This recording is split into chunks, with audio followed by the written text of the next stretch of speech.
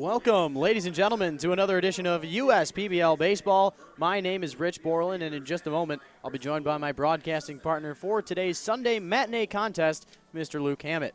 The Beavers won their second game in a row last night with an exclamation point. On Thursday, Nick Campana stole the show, stealing home plate, and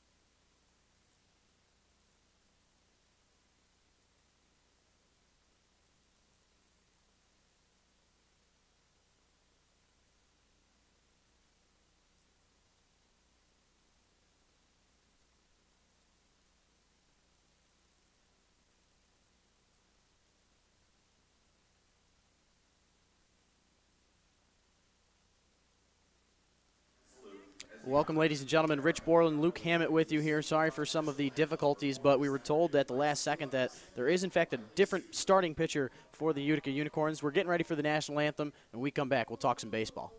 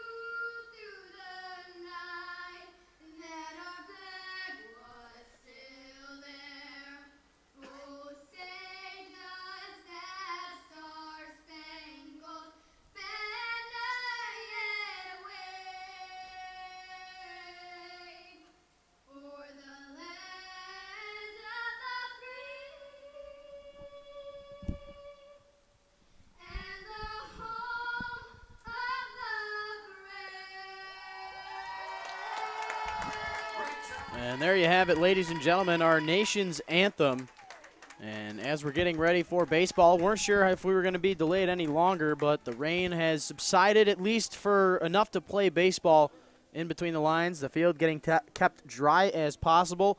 But Rich Borland alongside Luke Hammett, as we're getting ready for this baseball contest, it was a little different of a pregame here today. We were told at the last minute that the starter, Al Jordan Johnson, for the Utica Unicorns was ready to go, but I guess there's a little bit of a tendon that's getting played with in his middle finger on his pitching hand, and they're just going to take the precautionary hold on that for Al Jordan Johnson just to make sure that they don't further any damage in that pitching hand. But it will, in fact, be Kyle Allegas to start for the Utica Unicorns. But on the other end, for the Birmingham Bloomfield Beavers, we got Mark Seiler on the bump. He's in his 11th game of the season for the Beavers. He's got a 3-2 record with 45 innings pitched. He's allowed 52 hits in those 45 innings. The ERA sitting at 5.40. He's got 29 strikeouts and 52 hits on the year. On the other end, Kyle Allegas on the season, coming to us from Louisville, Kentucky, making his 10th appearance on the year. A 3-3 record through 24 2/3 innings pitched. He's allowed 19 hits, 14 walks, but has struck out 14 in the process. that ERA sitting just above 4. And to dive into this pitching matchup a little more, I'll bring in my color commentator for today's contest, Mr. Luke Hammett. Yeah, Rich, Mark Seiler making his 11th appearance for the Bloomfield Birmingham Beavers. He features a fastball, sinker, a slider, and a changeup. A lot of guys don't want to face Seiler because he's a guy that pounds the zone inside. He saws off a lot of bats. He gets himself out of a lot of trouble with that sinker. He induces a lot of ground balls, which equals double plays. So Seiler, a very successful pitcher in this league, looks to have another great outing here today. So Seiler out there on the bump. The first batter he will face off against is Bryn Martinez, who had a whale of a night yesterday. 2 for 4 with a double, a single, a walk, a run scored, an RBI against the Eastside Diamond Hoppers. But first pitch officially 1:11 p.m. It's 66 with a light shower at Jimmy John's Field. Not the best conditions for baseball, but we're ready and we're underway. First pitch missing the zone away. Martinez working the count 1-0 and then fouling off the 87-mile-an-hour pitch from Seiler, and it actually gets a piece of Adam Gauthier, who's in here for Hunter Wood. It was a little bit of shock to my surprise. Hunter Wood, the Beavers didn't play in yesterday's contest, but Hunter Wood tied now for the league lead with home runs with 5, and he does in fact get the day off, but you see Gauthier there getting roughed up on just the second pitch of the day. Yeah, Rob. We'd like to see Wood perhaps in the designated hitter spot, but Paller's really taken that over this season, especially how hot Hunter Wood has been with that stick. And not only you talk about Wood, you talk about Paller, but Nick Campana joining this team. He's gotten off to an electric start, 7 for 19 with 2 home runs and 7 RBIs, taking one of those outfield positions as Martinez swings and misses at the 2-2 pitch. But you got Brandon Raw out there as well defensively for the Birmingham Bloomfield Beavers, but you got to keep Paller's bat, of course, in the lineup. So he's sort of found a home as that DH the last couple of games. And Martinez on the pitch, swinging and missing. First at-bat of the day goes down via the strikeout. Good start there for Seiler and the Beavers. It was a great slider, had a lot of downward action to it. Started out in Martinez's hands, just fell right off the table. Couldn't ask for a better start if you're Mark Seiler. So Seiler, 1 up, 1 down, gets the job done. As now standing in, Mr. Griffin Newer. Newer coming to us from Nicholasville, Kentucky. Went over 3 in the game last night. Did have 2 strikeouts, but did walk in the contest. He was batting in the 8th spot. Moved up to number 2 here today. So we'll see what he can do towards the top of the lineup as the zone gets missed twice in a row from Seiler to start. And that's the one thing with Seiler he's going to have to try and stray away from, is getting behind these counts early so he won't have to go back in 2-0 counts with fastballs. There is that 2-0 fastball at 87 miles an hour. 3 hops on its way to Braxton Morris. Easy play for him. The 4-3 putout is recorded, and 2 batters up, 2 batters down, but not your average batter coming up to the plate here in Dan Ward. Yeah, Dan Ward is almost not human here at the USPBL. His home run derby, how many home runs did he average? Was it 46? Oh, add 1 more. 47 home runs. We don't even see that in the major leagues anymore, but yeah, Dan Ward is just a man amongst children, so let's see how Ward handles this at-bat here against a successful Mark Seiler. And so, not sure if you know this or not, Luke, but Ward went 1 for 5 in the game last night against the Diamond Hoppers, but had an 0 for 4 contest in the game on Wednesday versus the Westside Woolly Mammoths, which actually ended his 12-game hitting streak, which ties the league lead for the longest hitting streak on the season, of course, tying Jack Haranek earlier on when he started the season with a hit in 12 straight. But, yeah, Ward going 1 for 5 last night and had 3 strikeouts as well. So, back-to-back games for Dan Ward that, unexpected. Yeah, clearly unexpected. A guy that is this one lined into left center field. That one will get down. So, right on cue, Dan Ward with some nice 2-out hitting gives the Unicorns their first knock of the day. And another Dan coming up to the plate, and Dan Williams. Yeah, Ward got that fastball right in the inside part of the plate. He turned his hands perfectly, turned the hips to the zone, got right through it, drove into the left center gap. That's what Ward's got to have to do. Maybe that home run derby start to have his swing longer. Think about home runs a little bit more often as he hit 47 of them, but he shortened it up perfectly right there to get on base with 2 outs. Dan Williams standing in, 7 for his first 28 to start the year. He's got 2 doubles, 1 home run, 3 RBIs as he looks at called strike 1 to begin this at-bat. Last night against the Eastside Diamond Hoppers, he went 0 for 5 with 2 groundouts and 2 lineouts. All 4 of his hits were hard. Just went right to people, and unfortunately for him, that's the name of the game. You know, you put it where they ain't, and the success will come, and that's exactly what I feel will happen for Williams. Coming to us from Houston, Texas, and UT Tyler, same school as former Utica Unicorn and Cody Brown. Yeah, Brown just got picked up, so that's a great thing for the league. That's the 3rd player this year? 3rd player this season, first from the Utica Unicorns this year, 23rd player overall, making his way to a major league roster. This one's hit high out there to right field. Looked better off the bat than where it landed, but Williams hits one out to right field, and Ryan Smith makes the catch to end the top of the first. We're halfway through one. Seiler with 15 pitches, 9 of them for strikes, as we head to the home half of the first. You're watching the USPBL YouTube channel.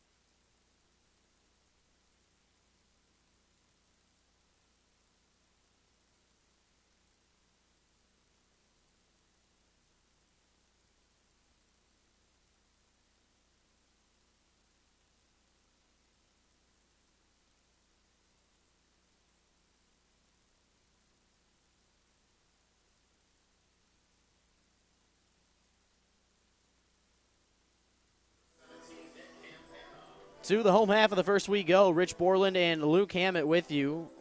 Out there on the mound for the Utica Unicorns, the guy who we did not know was starting this game initially.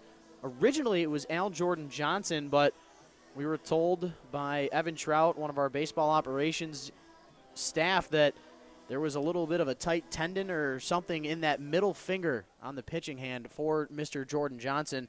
And so Kyle Allegas will be out there in his 10th appearance of the season and start number 3 on the year for the right-hander. Allegas starting off against Nick Campana with a ball out of the zone and then back-to-back. That's the mentality of this game. I mean, the game is 90% mental, or so they say. And, you know, Allegas not knowing that he was going to be starting this game coming into today, it definitely makes a difference, as the 2-0 pitch almost taking the head off of the manager, Chris Newell. How about the hitting we've seen from Nick Campana to start his campaign? Yeah, it's been great to see. He's got 7 hits through 6 games, and you just mentioned that he stole home just a few days ago, so he's a guy that can get on base and then make something happen on the bases as well. Not only that, but 2 home runs on the year in just the 7 games, as Campana looks at called strike 2. This one in the zone, inside, fouls it off and actually gets a piece of that elbow guard. I don't think I've ever seen that. He fouled the ball off his elbow guard, and then the elbow guard ricocheted about 5 feet backwards.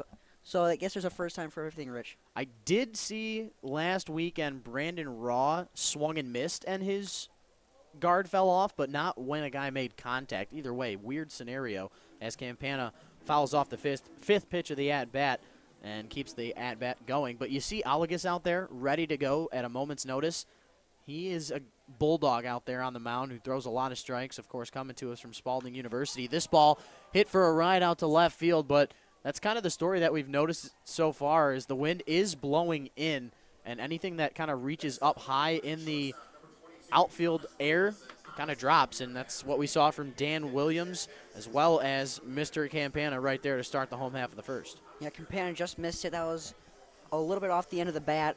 If he would have barreled it up, perhaps that would have gotten through the wind current, maybe left the ballpark, but not today. So now Thomas Rulis standing in, batting just above 300 coming into play today. Rulis, 9 hits in his last 7 games. Looks at called strike 1 to begin this at-bat.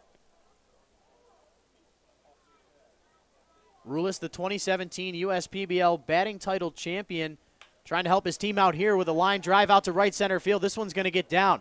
Rounding first, heading to second is number 22. He's possibly thinking about third, but does slow up as he gets to the bag, and that is your beer batter of the game. So, of course, now fans can get 16-ounce craft beers for just $5 down that left field line. If you're listening in the bathrooms or the suites, make your way on down and get some good beer on this Sunday afternoon. And Jack Haranek coming up to the plate with a man on and 1 out. Great piece of hitting right there from Rulis. Kind of reminded me of the Dan Ward swing that we saw in the top half of the first. He shortened it up, barreled it up nicely, and drove it right in the gap. Makes something happen for the Beavers.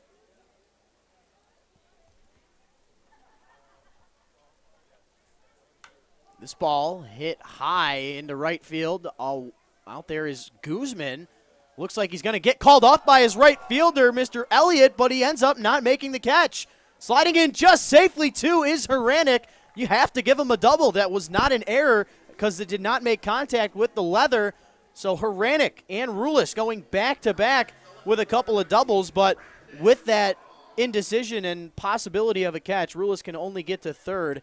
But a little miscue out there. Wonder if the rain got in the way, but in the end, the right fielder, Elliott, has to call off the second baseman. Yeah, that was the right play defensively. Guzman went all the way back until he heard his right fielder call him off. Then Elliott just misplayed it, but Haranek, great job hustling right out of the box, made something happen. Now 2 runners in scoring position with just 1 out. As Rod Allen would say, I see you, big fella, motoring his way into scoring position. Brandon Raw looks at a breaking ball to start this at-bat. Called for a strike by our home plate umpire, Rob Lothian. Mark Stewart out there on the baseball field as the 0-1 pitch hit to the left side. Going into scores, Rulis. Back to second goes Haranek. And how about that stretch and scoop there from Dan Williams to retire Raw. An RBI 6-3 ground out is recorded. Haranek has to stay at second. 2 outs, and the first run of the game comes in. Yeah, good base running right there by Rulis. Typically, you want to hit the ball on the right side of the field with a guy on third, but Rowe gets the job done. Rulis comes around to score.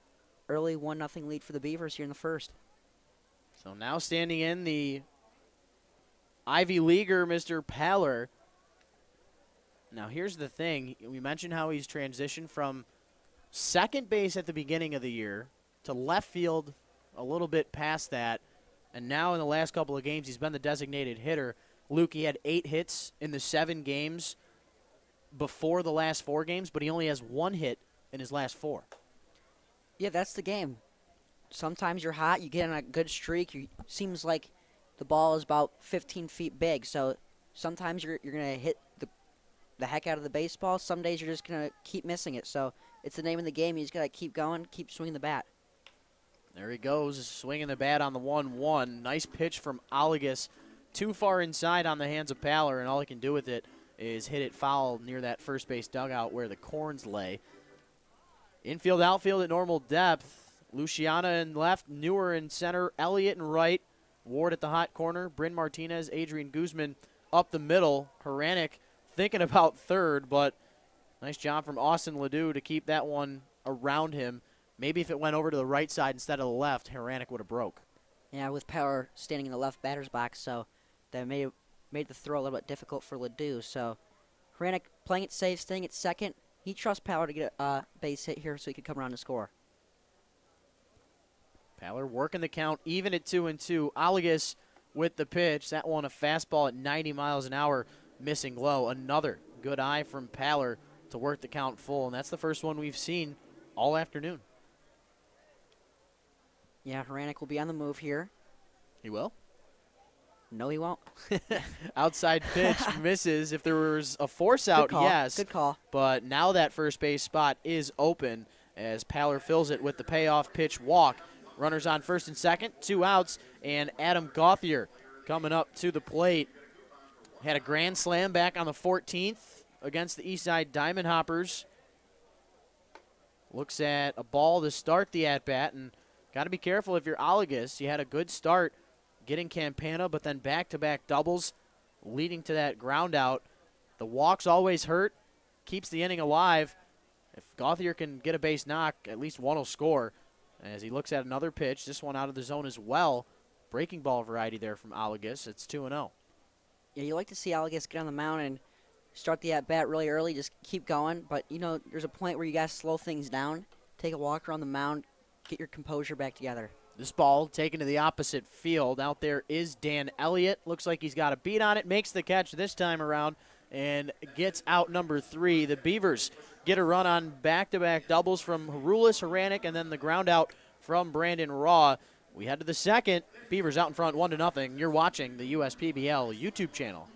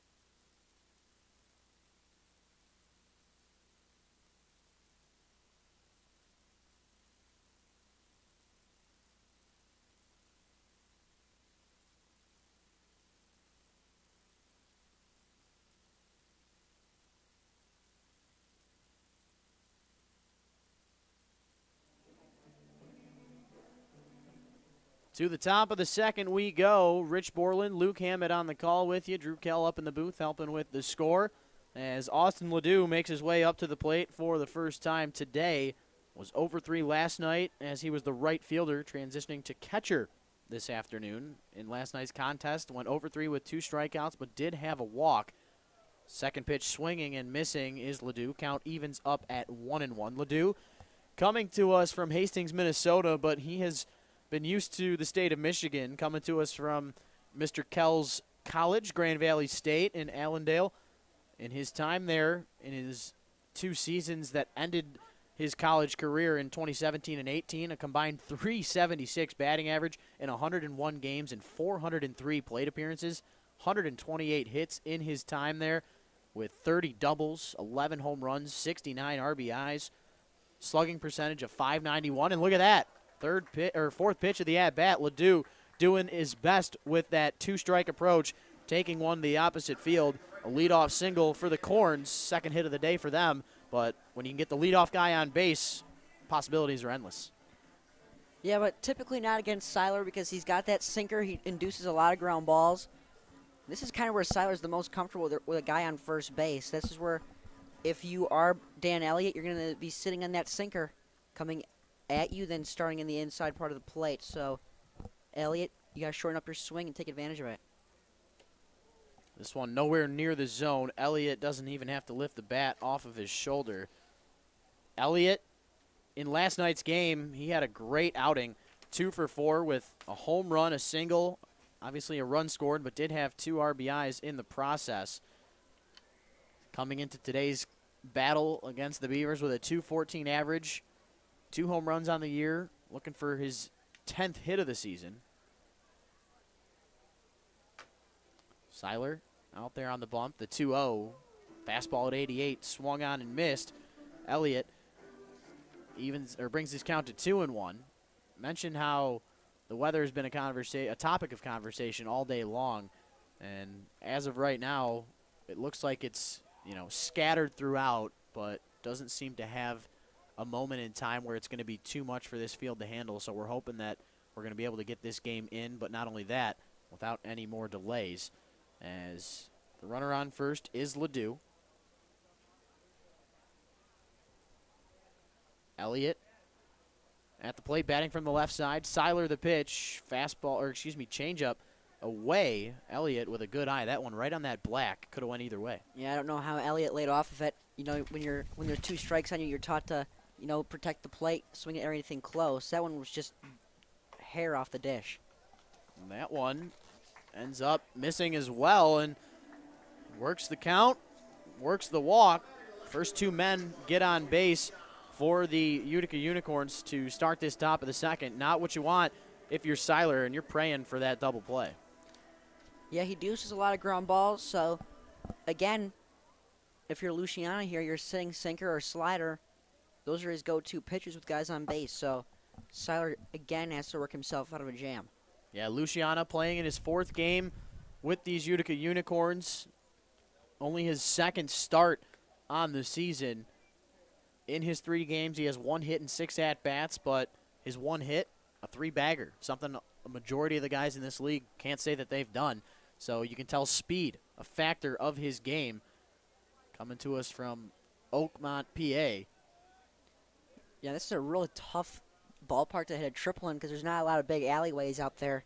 It's not like a Comerica Park where if you hit the ball center field, you're basically an automatic triple. So it's not one of those ballparks.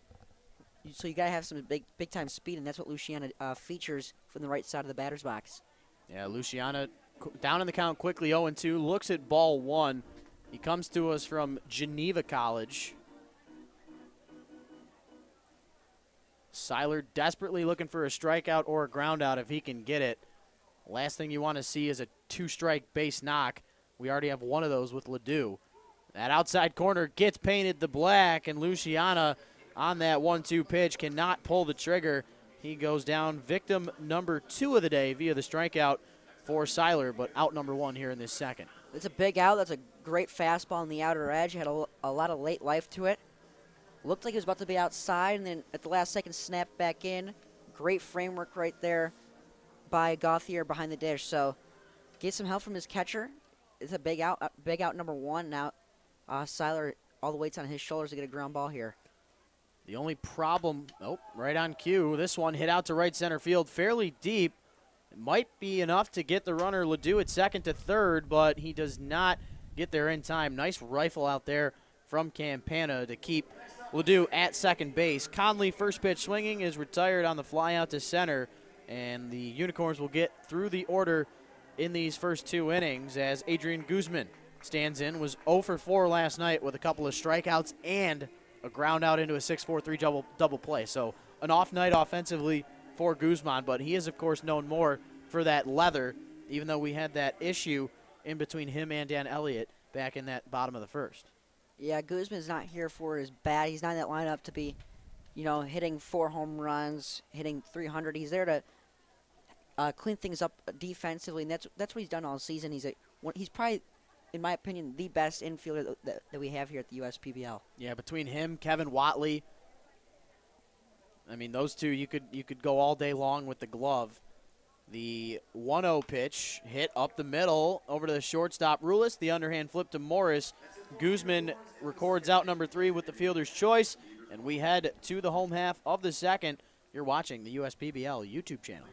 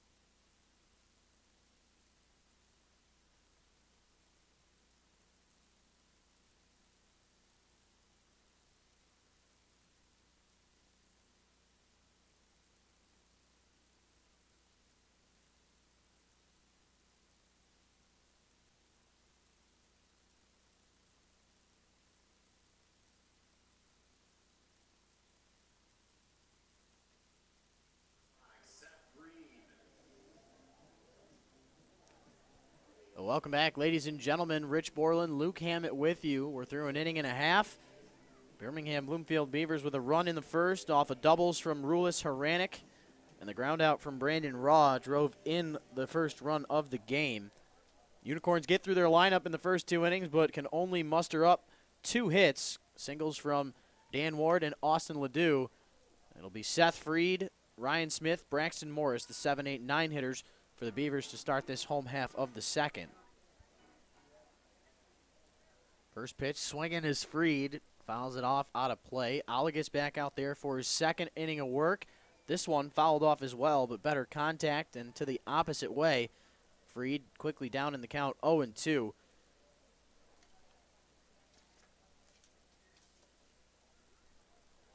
Freed batting below 200 to start the year. The 0-2 pitch swung on and missed, and catcher Ledoux tagging Freed to complete the strikeout. That's strikeout number 1 on the day for Alagus. He came into this second inning with 22 pitches, no strikeouts, 1 walk. 14 of his 22 pitches were for strikes, but a better start to this second inning. He did get the leadoff hitter out in the first, Campana, but those back-to-back singles from Rulis and Haranik quickly turned the tide in the first. Ryan Smith up there with 3 home runs on the season and a .272 average. He's kind of fluctuated between the 9, 8, 7, and even the 2 spot throughout the year, but he's a consistent hitter, a good outfielder, and for the most part, playing in every game with these Birmingham Bloomfield Beavers.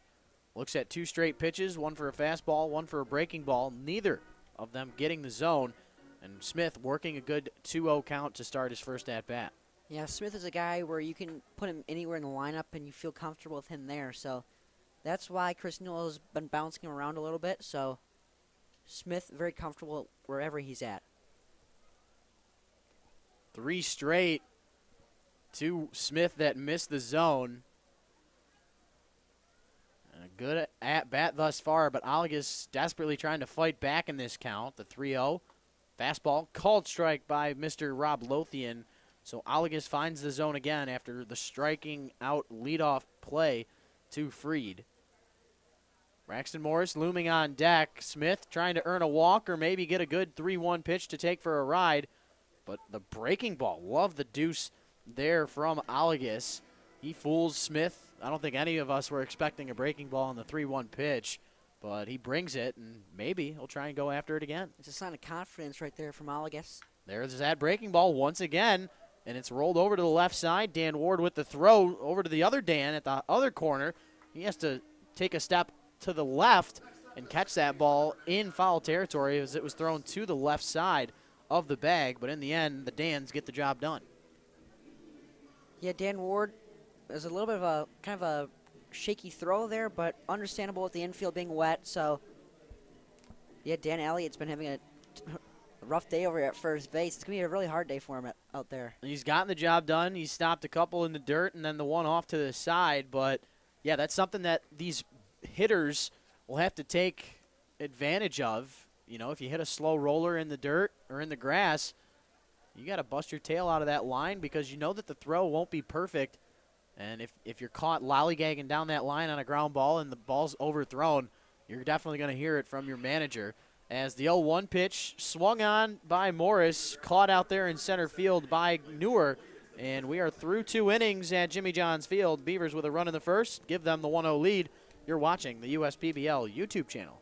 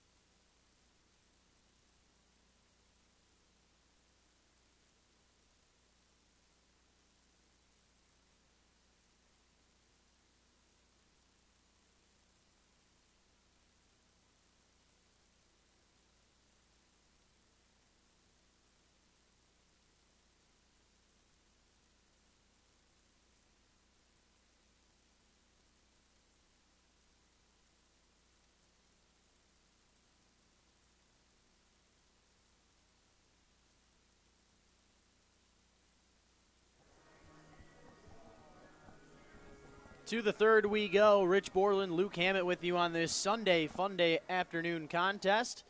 Top of the order due up for these Utica Unicorns. Bryn Martinez 0 for 1 on the day to start with that 2-2 pitch that he swung and missed on to start off this ball game. Martinez with a good night in the second hole for these Corns with that 2 for 4 night yesterday. But swinging and missing on the first pitch of the at-bat like he had previously.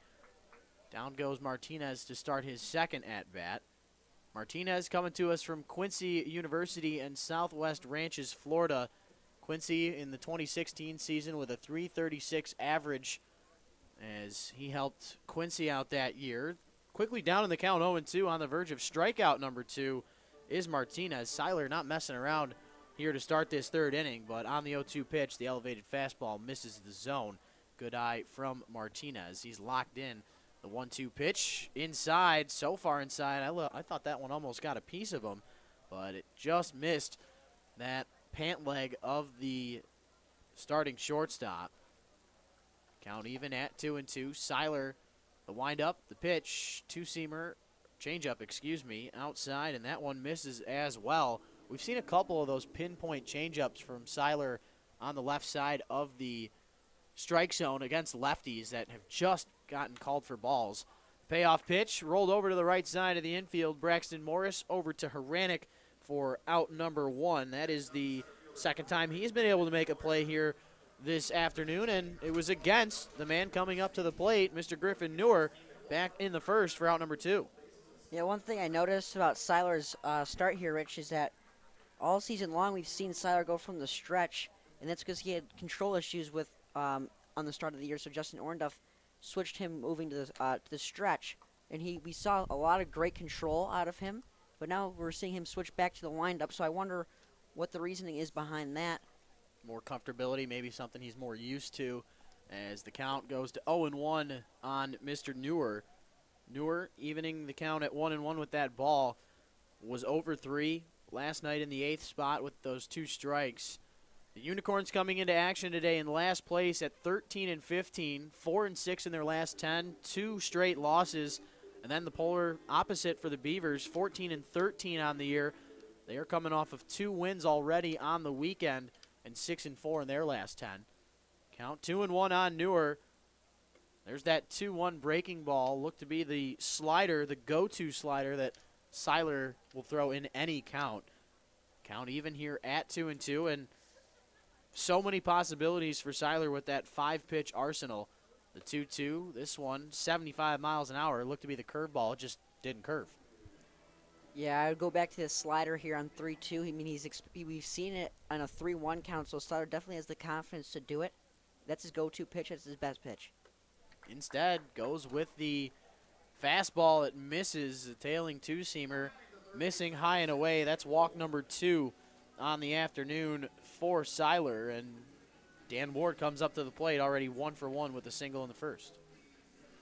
Yeah, not the guy that you want to see here with guy on base with only 1 out, so Seiler's going to have to dig deep here, get a big pitch, keep it low in the zone, get a ground ball, and get himself out of this inning. It's exactly what you'd want. It's exactly what these Beavers are expecting, but not if Dan Ward has anything to say about it.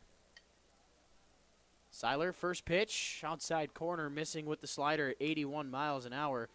Good eye there from Ward to lay off. Mentioned how Ward, one of the best hitters in the USPBL, up there tied for the league lead with 33 hits on the season. Big cut and a big miss brings the count to 1-1. You know, a long swing right there by Dan. I'd like to see him shorten up like he did in the first inning. Get a base hit here. Keep the inning going. Keep the chains moving here in this batting order. Ward batting .429 on the year against Seiler head-to-head. The 1-1 pitch fouled off, and Seiler quickly working the count 1-2. Now, you got the opportunity to try and force the slider on the swing and the miss, as well as a curveball. But I would try that changeup in on the hands, maybe force that ground ball to turn into 2 against Ward. You just don't want to leave it up because then you know what will happen. Seiler, the long set, the 1-2, goes upstairs with the 89-mile-an-hour fastball. So Ward chasing after it. That's his 4th strikeout in the last 2 games, as he had 3 last night. but they get the best of Ward there for out number 2. Newer still over there at first with the one-out walk. Dan Williams, who's had a busy day at first base defensively, stands in as he will try and avoid the second consecutive time with an inning-ending out.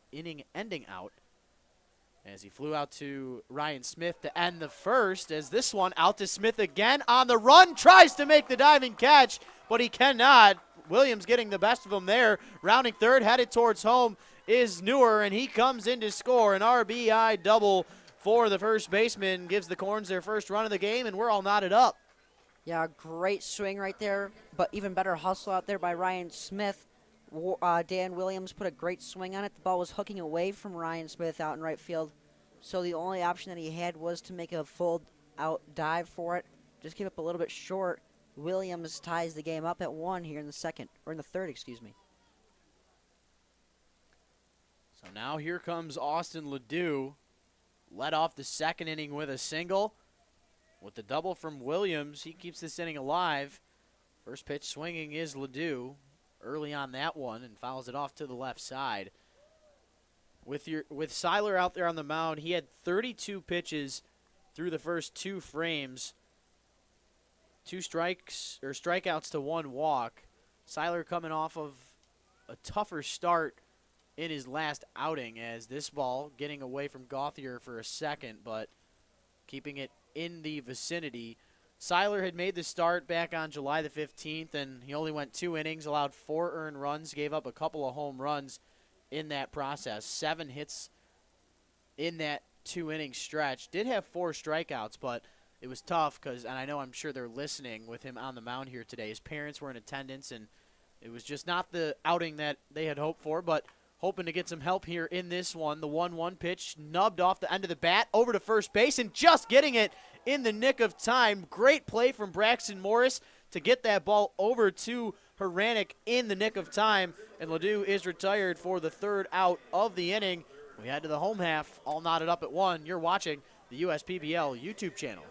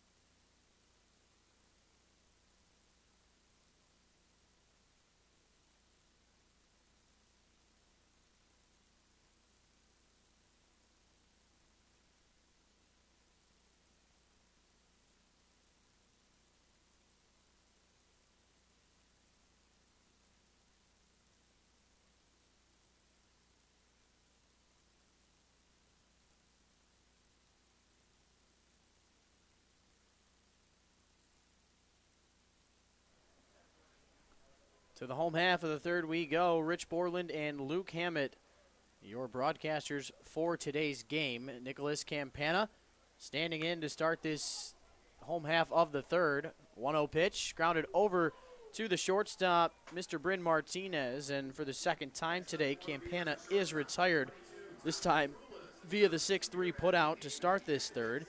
Rulis standing in now, 1 for 1 on the day with a double and a run scored in the 1st. Rulis, of course, coming to us from Dartmouth College. batting title champion in 2017, standout player from the Ivy League. 2016, he was named All-Ivy First League. Led his team with a .328 batting average. So ready for this. Rulis, big fan of Sudoku. And not only that, a national karate champion. So don't mess with Rulis. Don't want to get on the bad side of him. Second pitch of the at-bat misses the zone just like the first. Rulis with a great hitter's count to start off this at-bat. Rulis on the 2-0, looks at another one, and you wonder if in a situation like this he might be given the green light. Yeah, I mean, he's the defending batting champion. He's got a double today, so why not? Instead, this one misses the zone low. Looking at 4 straight is Rulis. The one-out walk recorded, and Jack Haranek with that double in the first stands in. So life getting a little bit harder for Al. I guess you have to face the defending batting champion in Rulis. Now you got to go through Jack Haranek, who's already teed him up for a double today. So life is not all too easy right now for Kevin Algas.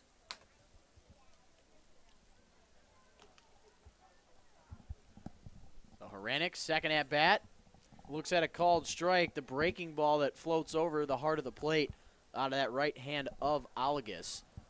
Algas in his third inning, he's got 24 strikes to 16 balls. This one taken for a ride out to right center field. Making a run after it is Elliott, and he makes that catch on the run. Haranek is retired for the first time this afternoon. Mentioned how it's Sunday Fun Day at the ballpark. We have another 5-game weekend coming up next weekend. We will have a game on Wednesday.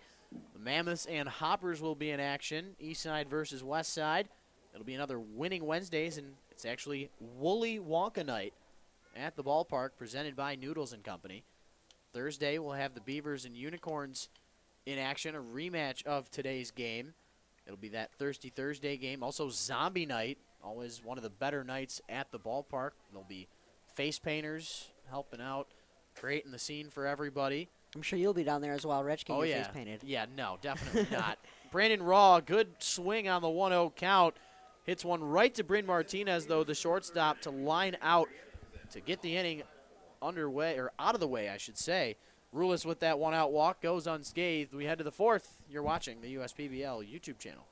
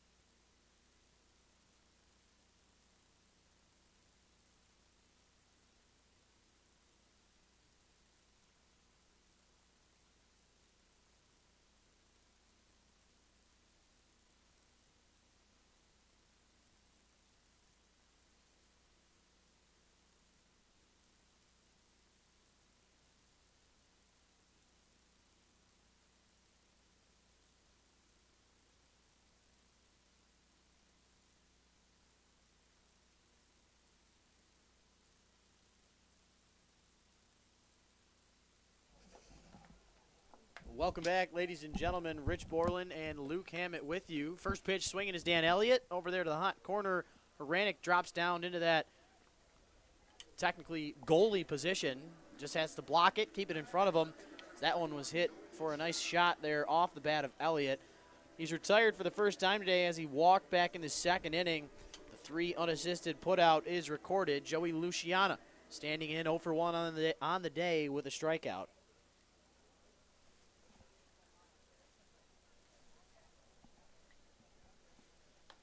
Slider getting enough of that outside corner. The Sider, let's try that again. The Seiler slider. Say that 5 times fast. I couldn't do that. Not even going to try. But it's working so far today. Looked to be the changeup in there. Maybe the possible sinker. It was 84 miles an hour. Either way, had some dropping action on it. Luciana fouling it off. Seiler not messing around in this inning. Going after Elliott with the 1 pitch and then the curveball. This one does get left over the zone, and Luciana taking advantage of it fully, hitting one into left center field on the line. Gets the 1-out single, first hit of the day for the left fielder. And now Chris Conley standing in 0 for 1 on the afternoon with a fly out to center. Rich, you're a pretty successful pitcher back in the day. So, Seiler, he left that 0-2 pitch over the heart of the plate. You know, it's a sin. Yeah, you gotta waste that pitch right there, and then you gotta set up Luciana right there. You gotta set him up, maybe pound a few outside, then go inside. He left it right over to the heart of the plate, asking for Luciana to drive it back up the middle. And unfortunately for Seiler, he doesn't have that excuse where the ball was wet because it stopped raining, at least for now. Sun peeking a little bit through the clouds as it is a little brighter here at the ballpark. But, yeah, that one just left over the heart of the plate. Luciana taking full advantage of it. Maybe Seiler can work that sinker, slider, and get a ground ball because Conley would be the perfect guy to do it against.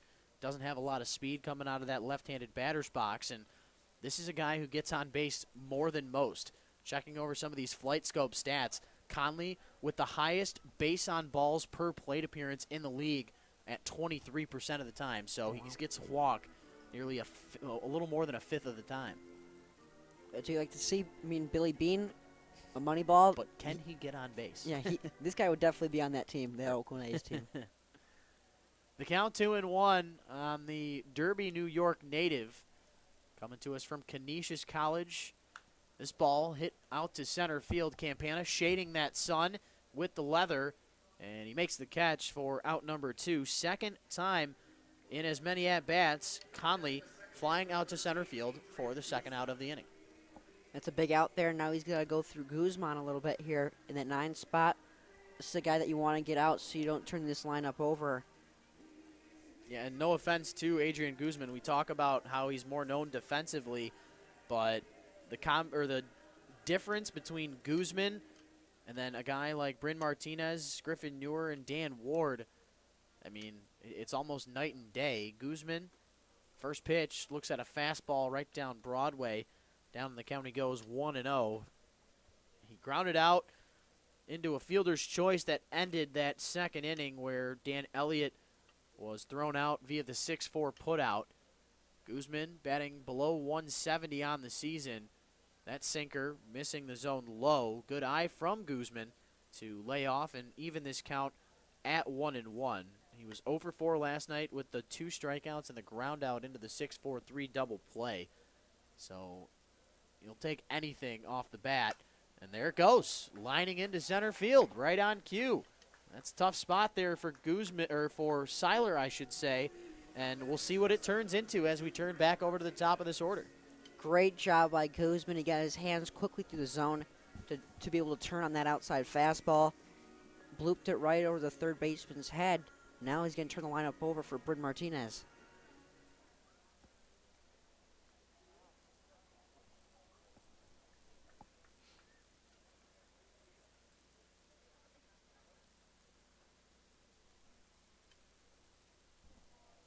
So Bryn Martinez up for his 3rd time this afternoon in just the 4th inning. Seiler allowing a lot of batters. He had 4 in the 1st inning, 5 in the 2nd, 5 in the 3rd, and now the 5th here in this 4th. Want to get that pitch count down as he's now in the 70, getting close to the 70s. As Martinez on the 0-1 pitch, looks at one. This one misses the zone low. Evens the count up at 1-1. Martinez looking for hit number 13 on the season and trying to keep this fourth inning alive offensively for the Corns. We're desperately looking for a victory. As I mentioned earlier, they've lost two in a row and 6 out of their last 10. Yeah, the Unicorns definitely want to start stringing some wins together just to help out their playoff seeding-wise. So, I mean, it's a little bit too early to be talking about the playoffs, but Playoffs. you got to keep doing it. Martinez on the 2-1 pitch, swinging and missing, evening the count up at 2-2. And we're only, 11 weeks into the season, but just past that halfway point after the All-Star break as the 2-2 pitch fouled off from Martinez. But, it always lingers in the back of your mind. It's just human nature to know where you are in terms of rankings, whether it's a team, person, you name it. You want to do well. You want to do better than you've done in the past. And the Beavers doing that as of late, winning their last 2 games and 6 out of their last 10.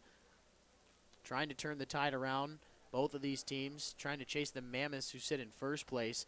But the 2-2 pitch, the breaking ball doesn't drop in the zone, and Martinez works the count full. So runners now, Luke, will be in motion. And so I'm not a coach, Rich. Seiler making sure that the runners are looked at, brings it to the plate. Martinez fouling it off, so we'll do it all over again. Good pitch right there by Seiler. He's not trying to walk Martinez to face Newer than Ward looming on deck, so he just went right after him with the fastball.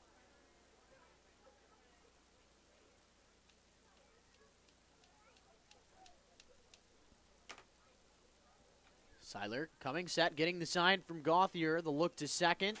The other look to second. Then he comes home with it. Ground ball rolled over to the right side. Hranek thinking about trying to take the bag on his own, but too much speed out of the box from Martinez, forcing it to turn into a 3-1 putout. Good job from Seiler to get the job done and make the play defensively to end the threat. We are through 3.5. You're watching the USPBL YouTube channel.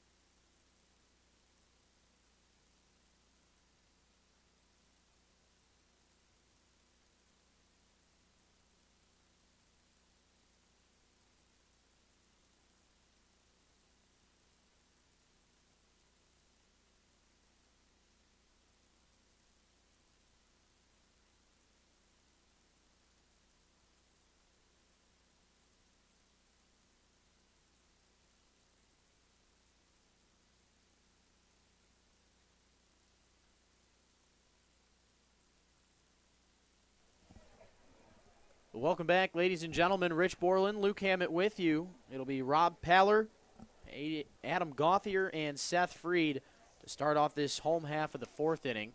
Unicorns and Beavers all knotted up at 1. Beavers striking first in the top of the first inning, home half of the first inning, when Rulis reached on a double and was brought in to score on a ground out from Brandon Raw. Paller, meanwhile, starting this at-bat down 0-2, looks at one in the dirt, brings the count to 1-2, as Alagus working count.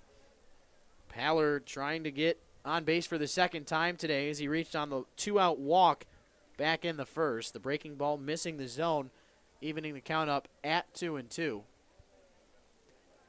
But we were not sure exactly when or if we were going to get this ball game in with the weather That was kind of the topic of conversation Friday and Saturday as well, but something about getting these games in. I believe we've only had 3 or 4 postponed games in the entire tenure of the USPBL. How about that from Rob Paller? Down in the count 0-2, looks at 4 straight. That's a tough job right there for Allegas. Yeah, we've seen Paller do that a couple times this year. He's just one of the guys in this league that he knows what he wants and when to go after it. That's just a prime example of why Paller's one of the better hitters that we have at the USPBL. Gauthier now standing in. Flew out to the right fielder, Dan Elliott, to end that first frame. Looks at called strike 1 to begin this at-bat. Gauthier, the 1-800-Hanson's player of the game. If he gets a hit, fans get $1 off of Dole Whip. Get that at Guest Services, and right on cue, it goes into left field near Joey Luciana. And this one brings runners to first and second. Section 104. Getting that $1 off Dole Whip. Go get some. It's good stuff. I don't know if you've had it or not, Luke, but it is tasty. Haven't had a chance to do it yet, but one of these days I'll go out and get some. For sure. Allegas coming into the frame with 42 pitches. Looking for strikeout number 2 as Freed led off that second inning with a swing and miss strikeout. The walk from Paller got this 4th inning going for the Beavers, and then Gauthier hitting one into left, bringing runners to first and second with nobody out. Freed getting called strike 2, quickly down in the count 0-2. And for a guy who struggles at the plate to start the season, I mean, I wonder if small ball is even a thought in Chris Newell's mind. Of course, trying to develop these players to get them to the next level. Maybe he just wants them to get their swings in and their at-bats, and maybe the reason why we haven't seen any sacrifice bunts. I don't know if we've seen any, honestly, from the Beavers this year. Yeah, Newell, he's definitely a guy that wants to win games, so I'm surprised. That would have been a good situation right there to start this at-bat, push these guys to second and third, but Newell trying to take a risk here with Freed. Freed fouling off the 4th pitch of the at-bat. Count remains at 1-2. Freed 9 for his first 53 on the year. He's only got 4 RBIs in those 53 at-bats, so not a better time than the present to try and drive in Paller, as this one hit high, but it'll stay in the park. Question is, will Paller try and go to third? It ends up falling too shallow in that right field area as Elliott makes the catch, and the runners will have to stay. JJ's getting a little bit lost out there on the ballpark. JJ, the field general, trying to find where to go. He picks up the bat. He's just kind of waltzing his way around the diamond, and he's running away from his handler, Mr. Jake, and never a dull moment with Mr. JJ, the field general, as Jake goes after it. I mean, it's a Sunday Fun Day contest, and no fun without JJ, as this one is turning into a little bit of a race. Fans, cheer him on, fans. Let's hear it. Jake's trying to get on his horse here to catch him. He just can't. JJ's too fast. He's blowing Jake out of the water right now. This is hilarious stuff. And around the corner he goes. JJ into the gate, and he's off. Now he's going in the right direction. We got it under control. Time to play some more baseball. Good stuff right there from JJ. Ryan Smith, meanwhile, not so much good stuff from him offensively just yet. Down 0-1 on the day. He grounded out to Ward for out number 2 in the second inning. Boy, could the Corns use a ground out to Ward here.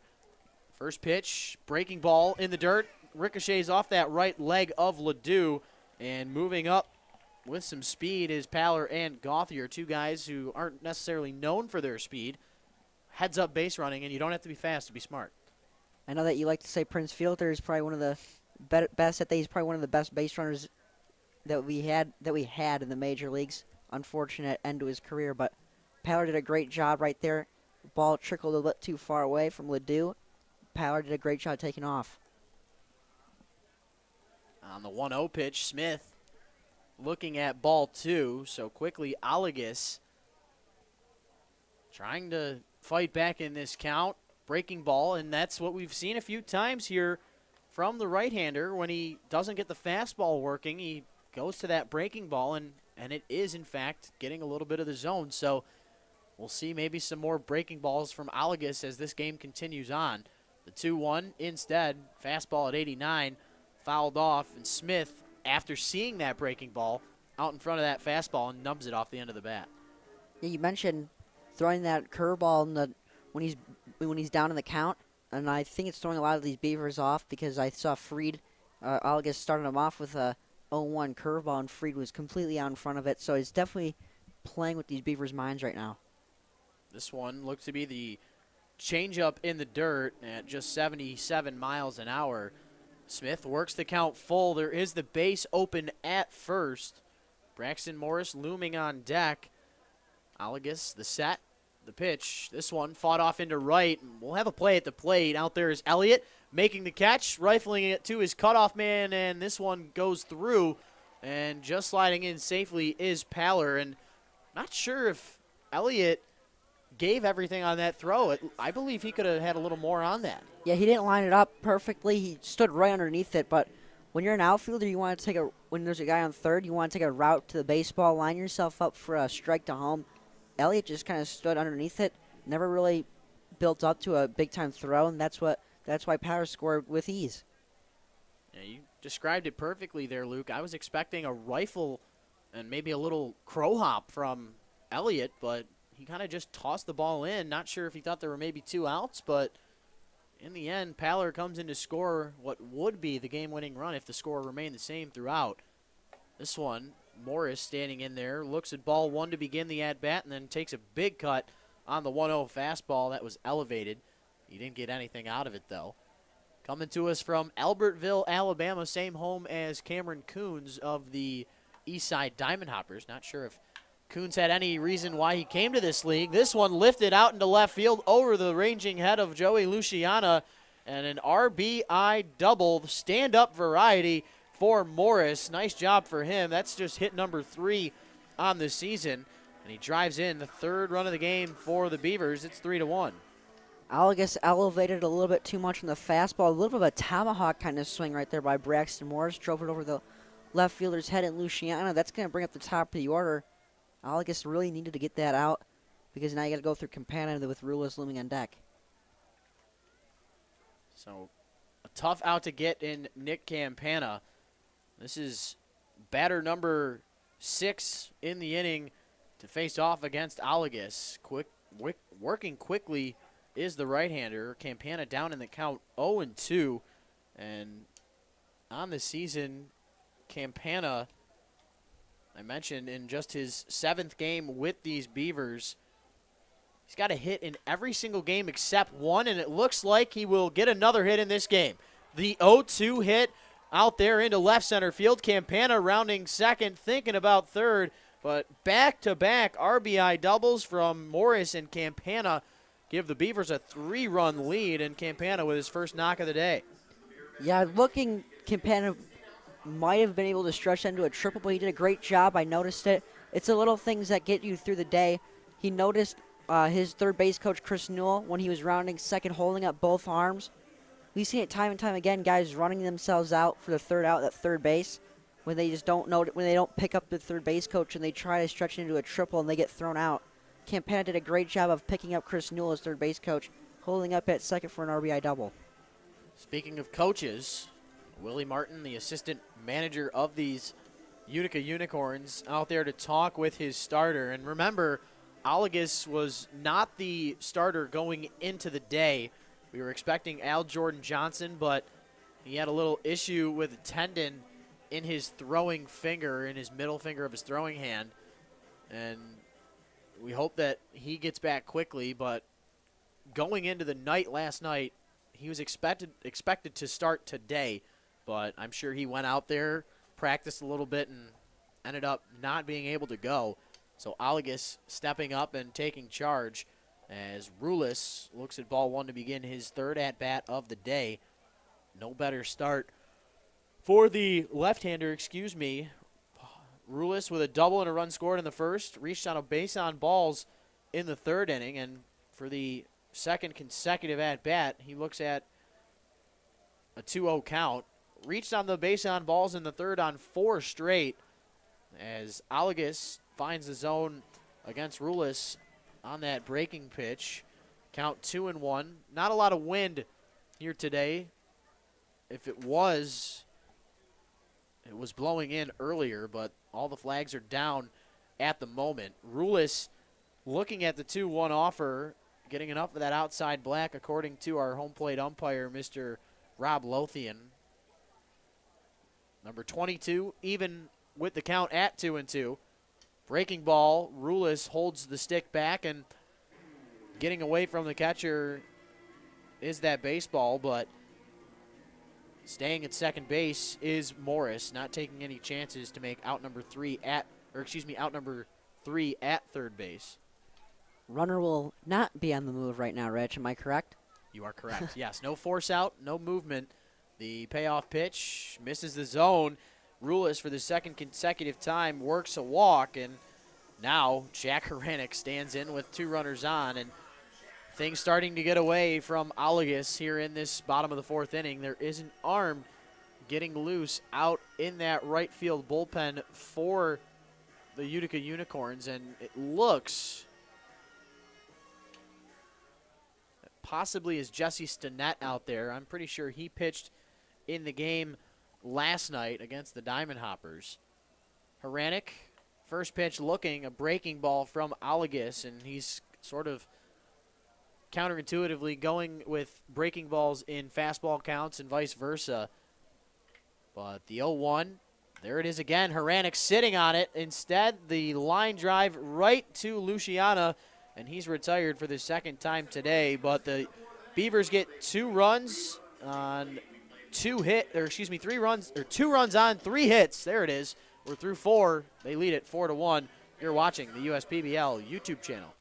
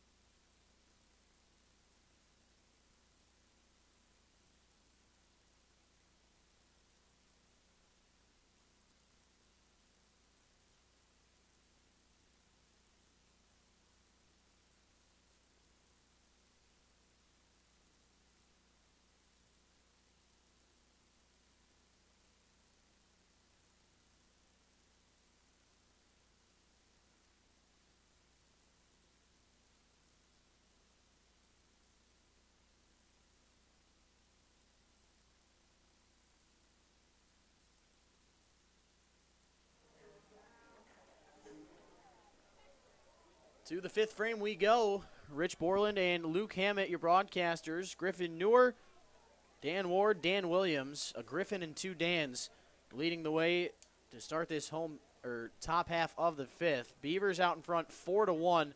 They get 3 runs in the home half of the 4th inning on a single from Gauthier, a double off the bat of Braxton Morris, a double off the bat of Nick Campana, a sacrifice fly out from Ryan Smith.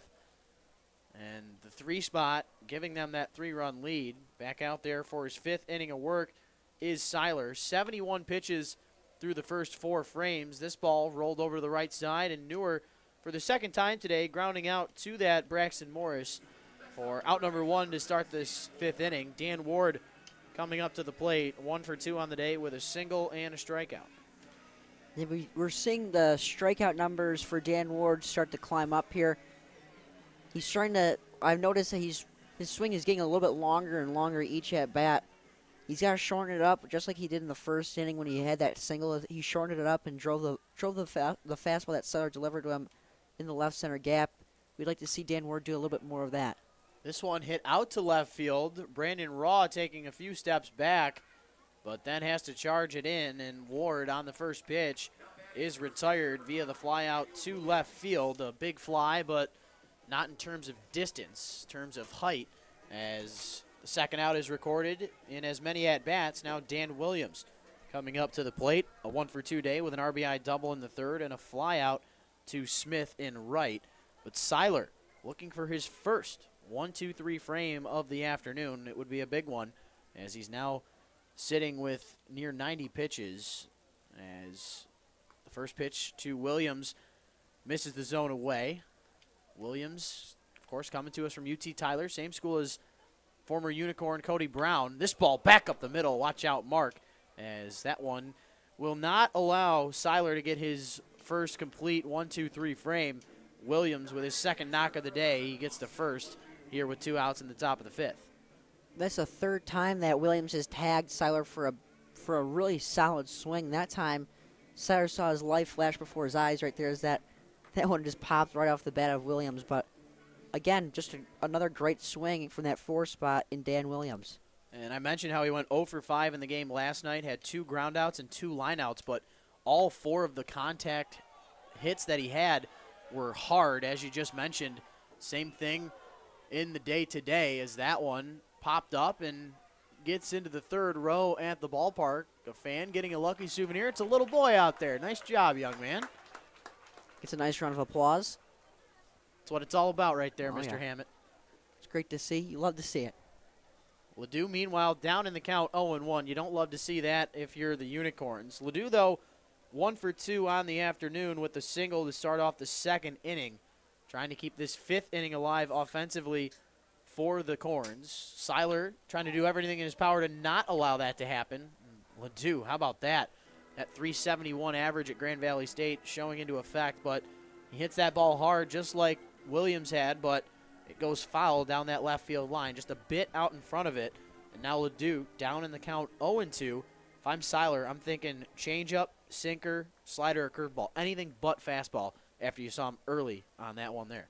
And all those pitches that you just mentioned, he needs to bury them because we saw him throw an 0-2 fastball that elevated up in the zone, and Luciana did not miss it. So good pitch right there. There it goes. The breaking ball forces Ledoux to chase after one.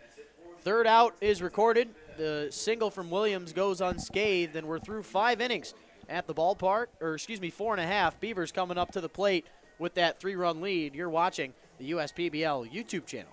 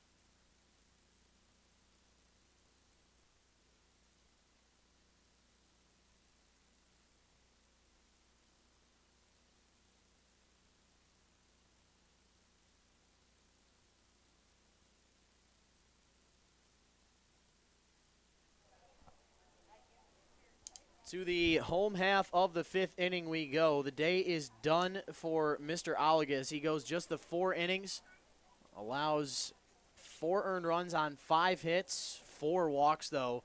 The killer there for the starter. Little delay in the action. Not sure exactly what's causing it, but Ward and the catcher, Ledoux, out there with the new starter, or the new pitcher, I should say, newcomer to the USPBL. It's Mark Stewart, the 6'1", 185-pounder, coming to us from Florida Atlantic University in Port St. Lucie, Florida, as he starts off Brandon Raw with a swing and miss strike. But Stewart, in his time at FAU as a senior, appeared in 15 games in his final year, including 2 starts. First 4 outings of his senior season were scoreless, as were 5 more, including 2 in the postseason for FAU, as this one's fouled off. Brandon Raw, the only Birmingham Bloomfield Beaver to not bat in that 4th inning offensively. But Stewart pitched 2 innings against Columbia, of course, the former school of Rob Paller. This one hit on a line out to center field. Underneath it is Griffin Newer, and the flyout is recorded. Couldn't ask for a better start to your USPBL career from Stewart. Great feature pitches with a fastball that started off against Raw and then got him out with the curveball. So a great start for Stewart. Now he's going to deal with Rob Paller, though. Yes, Stewart trying to get a perfect outing in his USPBL debut, but not an easy feat, as Paller has yet to have been retired this afternoon, as he's reached first base safely with a couple of walks. Breaking ball looked to be good, but just did not drop in the zone enough, according to Rob Lothian, our home plate umpire. So Paller seeing the ball very well this afternoon. Stewart with the deep breath, the windup, the kick, the push. This one inside, and Paller on the verge, getting his 3rd walk of the day. You don't see that too often. Not an official at bat here up until the bottom half of the 5th. So Paller doing a great job of watching the pitches come across and knows what he wants to pick out and hit it. Paller does not have an outing this year with 3 walks. He does have 2 different outings with 2 walks, but this would be a first for the designated hitter. The 3-1 pitch, this one getting fouled off, and nice job here from Stewart to battle back in this count. Same thing we saw that Paller did in his previous at-bat, where he went down 0-2 in the count, worked it back full, and then earned the walk. A little opposite trend here from the pitcher's perspective. But the payoff pitch, here it comes. Breaking ball taken for a ride out there. Out of play it goes. And that one will get out of the park, as that one was hit very foul, as Paller trying to keep this at-bat alive, work something in between the lines this time. Stewart, the windup, the pitch. This one misses away at 86 miles an hour, and there you have it. A first here for Paller. 3rd walk of the game. And that's credit to Paller. He knows what he wants to hit. He knows when to go after him and when to lay off of him. And we've seen it 3 different times here today.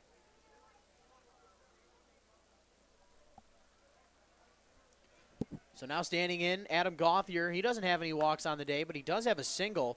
This ball, first pitch swinging, rolled over to that left side. Ward to Gooseman, over to Williams at first. A bang double play. And that one courtesy of Trico. A long at-bat from Paller, but a quick one from Gauthier. He is recorded via the 5-4-3 double play for out number 3. And we're through 5 at Jimmy John's Field. Beavers out in front by 3. You're watching the USPBL YouTube channel.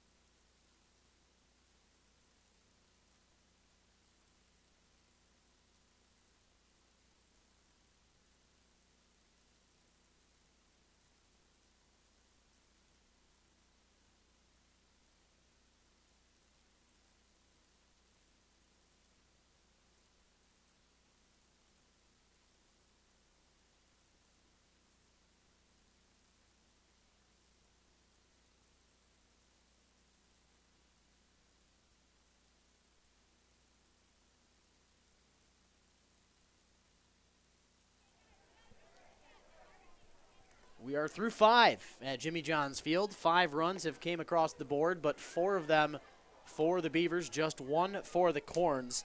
It was Griffin Newer back in that 3rd inning that came in to score off the double of Dan Williams. It'll be Dan Elliott, Joey Luciana, and Chris Conley due up to start this 6th inning.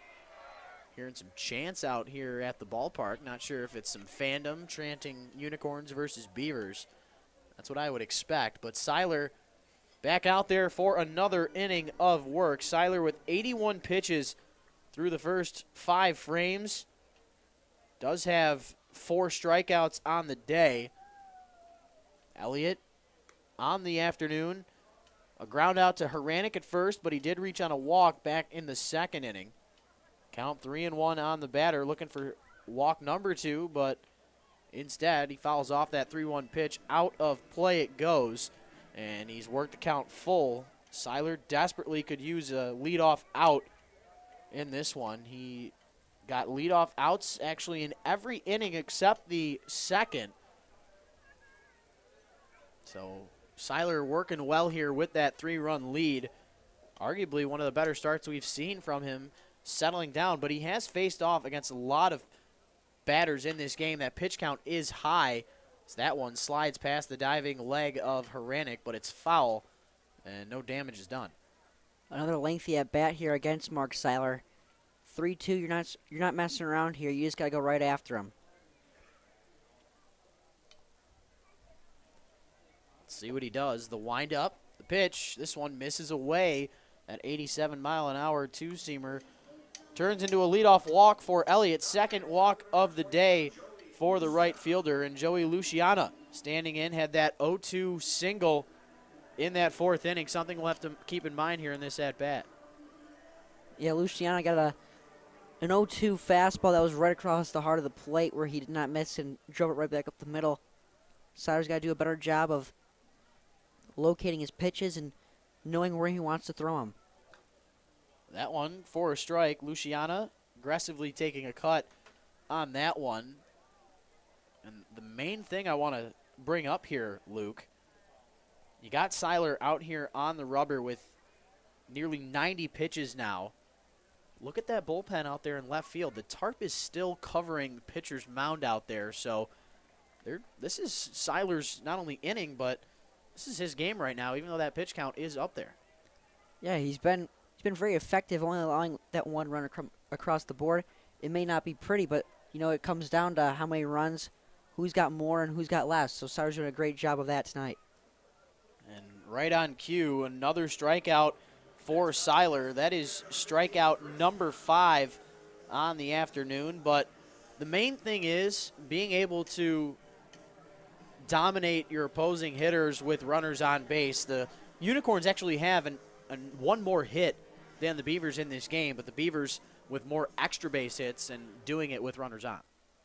Yeah, it's just another testament to what I just said. It comes down to who has more runs and who has less. So you just got to keep doing your job out there if you're Mark Seiler. This one hit over to Haranek at the first base bag. The big fella Conley motoring down that first base line. Haranek staying busy over there at the first base bag, getting the bottom of his pants very dirty, but tried to make the stop, rolled right through him, did make some contact with him, but an infield single is recorded for Conley. Brings runners to 1st and 2nd as Adrian Guzman standing in, reaching base safely twice in this contest. The fielder's choice that ended the 2nd inning, and then that single in the 4th, looking for hit number 2 of the day. This ball inside misses. Conley at first. Elliott at 2nd. Tying run at the plate. And this is the last guy you'd want to give a home run up to. He does have 1 on the year, so you know he can do it. The 1-0. This one hit for a ride out to left center field. Campana playing shallow, ranging to his left, and he throws it to 2nd base instead of 3rd. A good heads-up play as he saw the runner Elliott not tagging there, and makes it a little interesting, throwing it back into that 2nd base bag. Yeah, a lot of guys like to bluff when they're on 2nd base just to draw the throw over to 3rd. But a great job by Campana. He picked that up and threw a strike into 2nd base and nearly picking off the runner out there. So that tarp is, in fact, off now out there in that left field bullpen. Looks to be Deshaun Lake getting loose out there. Martinez back to the top of this Utica lineup we go for the 4th time here today. Martinez 0 for 3 with 2 groundouts and a strikeout, contrary to what he did last night in the ball game, where he had 2 hits, a double and a single, and a run scored. He was robbed by that, what we were hoping, a top 10 play, when Pat Adams in right field robbed him of a home run and robbed me of my pick the stick winnings, as Martinez is now even in the count at 1-1. It was a great call by Drew Kell. Sounded like a young Dan Dickerson, I should say. If you haven't heard, it's on our Twitter page. As this one gets away from Gauthier, the count going to 2-1. Wild pitch thrown there by Seiler, and Elliott gets to third. Conley getting to second. A couple of big fellas making their way around the bases, and a great opportunity here for Martinez to drive in a couple of runs and get the Unicorns right back in this game. Just takes one to base it up the middle, would make this thing a new ball game, I should say. So Martinez just looks to pick something up.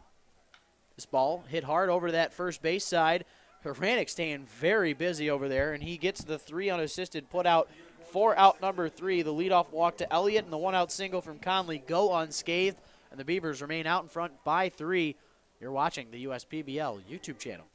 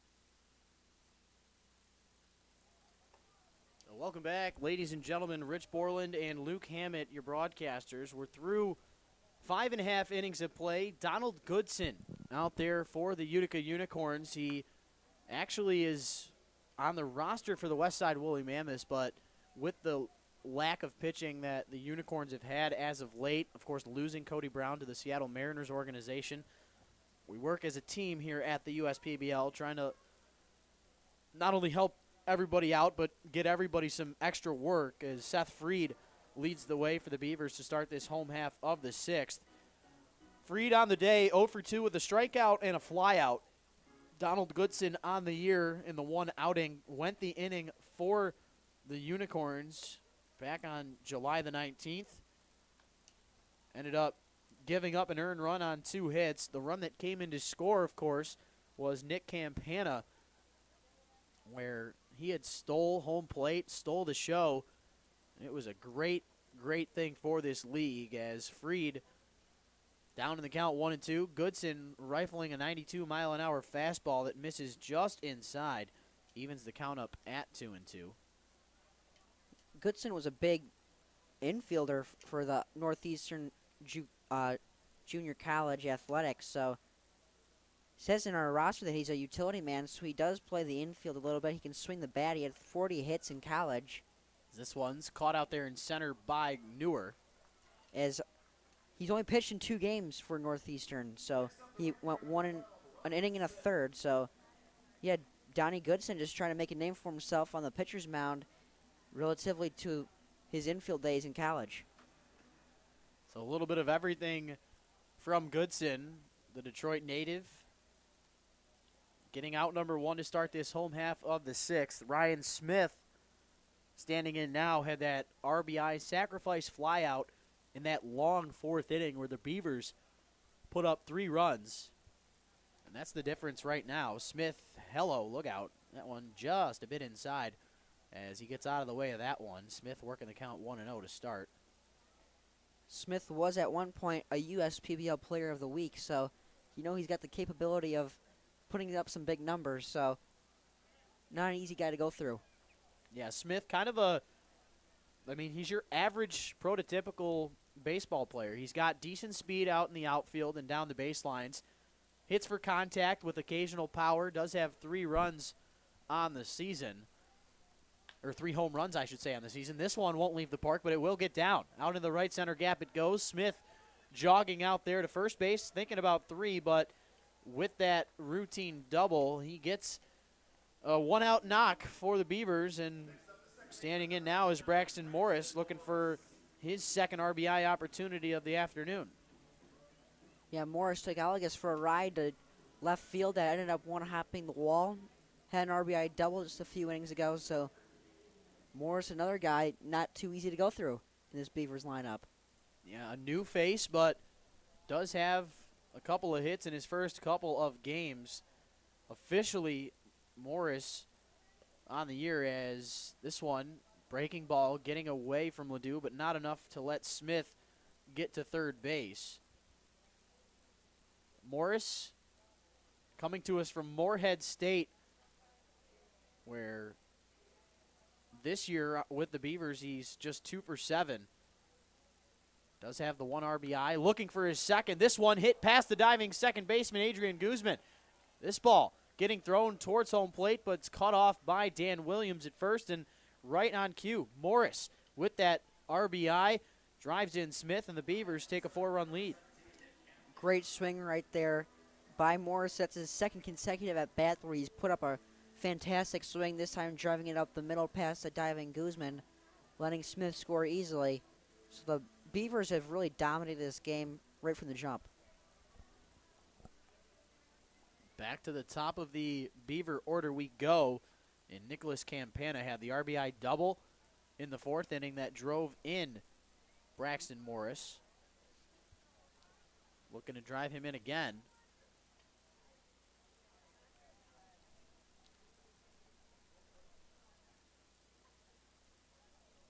Goodson versus Campana. First pitch fastball at 91 miles an hour. Misses the zone high. Good eye from Campana. Now ahead in the count. Got to imagine he's going to be aggressive. Goodson keeping an eye on the runner Braxton. As this one's taken for a ride out to left field. If it's fair, it's gone. No, it's not. Making the catch on the sliding grab. Joey Luciana in foul territory. Ends up making the 1-800-Hansons get it done play of the day. What a great effort out there in Luciana in foul territory. So a great play right there by Luciana on the slide to make the play, helping out Goodson a little bit. That's a great feeling. Now with 2 outs, you have to go through Thomas Rulis, though. So another not easy guy to go through. Beavers are stacked on the offensive side, but great defensive play by the left fielder Luciana out there. Yeah, I mean, if it was fair, it would have been extra bases for Campana, but instead, Luciana stealing a big fly away from the leadoff hitter. Rulis now standing in. And that is something out there from Luciano. He doesn't get a lot of playing opportunity, but out there taking advantage of when he is, in fact, out there. Rulis looking at a second straight ball that misses the zone. And Goodson allowing back-to-back base knocks from Smith and Morris, trying to get out number 3. He's gotten 2 flyouts in this inning from Campana and Freed. Rulis not a flyout hitter. He's more of a contact base knock kind of guy. And looking for, count it, Luke, his 3rd straight walk after getting a double in the first is Rulis. What a day at the plate is the Ivy Leaguer having. And this one, in fact, misses the zone. Second time that Rulis has worked a 4-pitch walk, and the Unicorns not wanting any part of him. If I'm wrong, correct me, Rich, but is that 6 walks combined between Paller and Rulis tonight? Paller on the day with 3 walks. Rulis now his 3rd walk, so combined 1 for 1 on the day with a double, 2 runs scored, and 6 walks between the 2 and 5 hitters for these Beavers. Nice point there, Luke. That's a pretty good on-base percentage, I should say.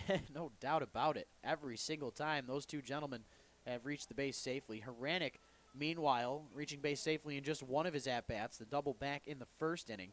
Other than that, he's hit 2 balls out there to Dan Elliott, 1 on the fly, 1 on a line. This breaking ball missing low brings the count to 2-0 on Haranek. Yeah, Goodson's control is not quite there right now. He's got to slow things down.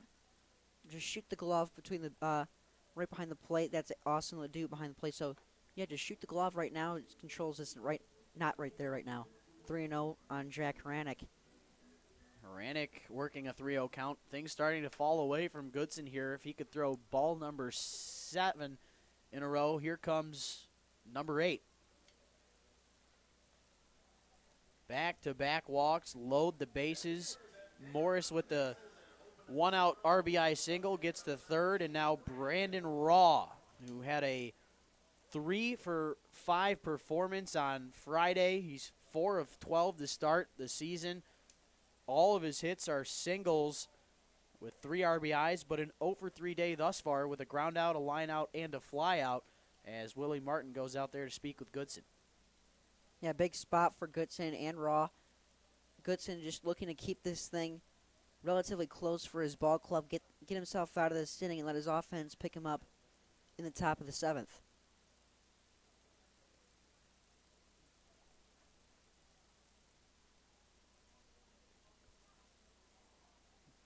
So the meeting of the minds on the mound breaking up there, and Goodson trying to clear that mechanism. Starting off with a fresh count against Brandon Raw. Nowhere to put him, though, after the back-to-back walks. Breaking ball starts Raw away, misses the zone, count 1-0 to start. So that's now 9 straight balls from Goodson. I'm ready to swing if I'm Raw, and he does, in fact, swing. This ball popped up. If it stays in the field of play, Williams might be able to make a play, but instead it turns into a souvenir for a lucky fan, and that is the first strike we've seen thrown since that flyout from Campana. Yeah, Goodson looks to get himself out of this inning and leaves the Beavers stranded out with the bases loaded. Big spot here for Brandon Raw with Rob Paller on deck. So, again, not an easy situation for Goodson.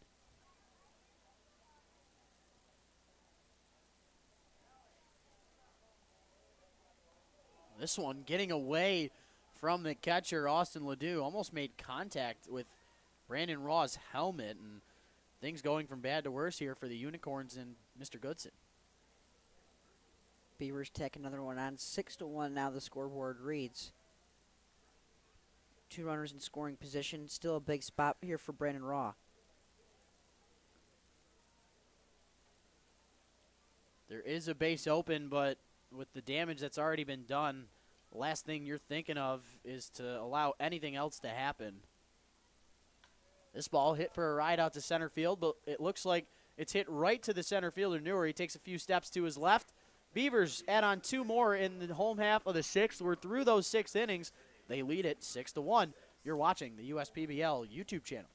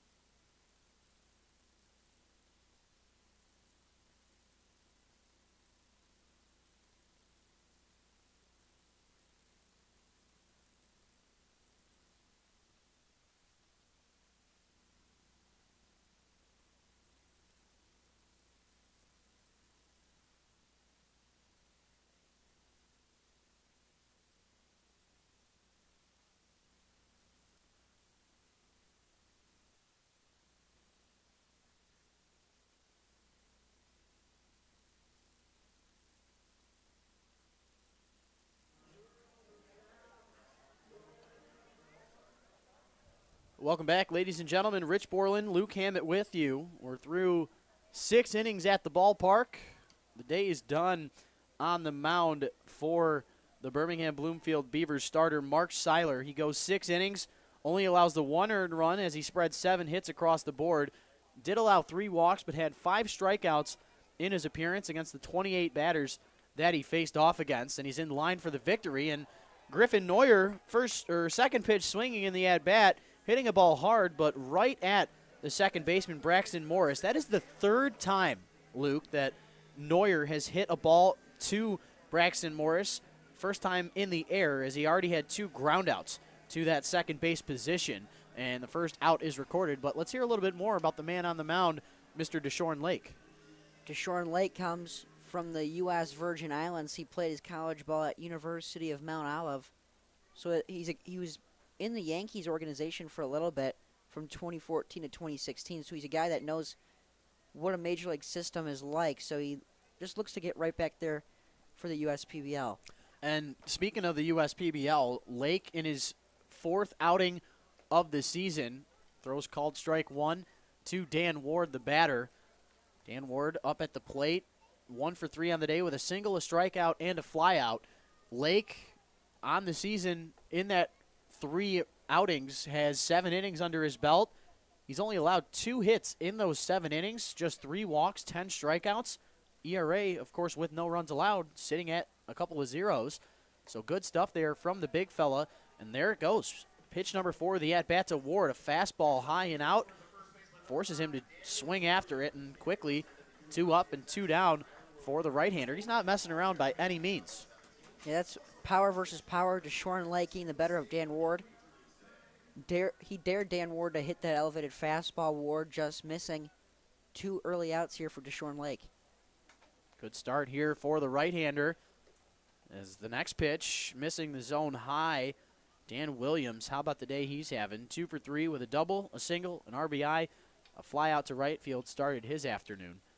This ball missing inside at 91 miles an hour. Williams working the count 2-0.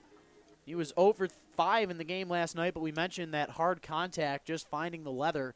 A lot better day in terms of luckiness for the Texas native. This one lined past the jumping shortstop, Rulis, and there goes another hard hit off the bat of Williams. Gets that single and keeps this inning alive for the Corns. Yeah, another great swing by Williams. I believe that's his 4th hard hit ball of the afternoon. So a guy right behind Dan Ward. That's a recipe for success, but tonight Ward has not really been able to pick out Williams in that 3 spot, get on base for him. So now it's up to Austin Ledoux to continue this inning for the Unicorns. Ledoux started the day off with a single in the 2nd, but since then a ground out to second base and a 3-pitch strikeout. That was in the 5th inning. He looks at called strike 1 to begin this at-bat. Seiler, not necessarily a power-type pitcher. He does throw high 80s, occasionally touches low 90s, but he's got 5 different pitches that he can mix in at any time. Lake, sort of the opposite, only has a couple of pitches, but that fastball, you can tell it's got some bite on it, and it sneaks up on these hitters, as you saw Ledoux fouling off that fastball, and it goes out of play over to the right side.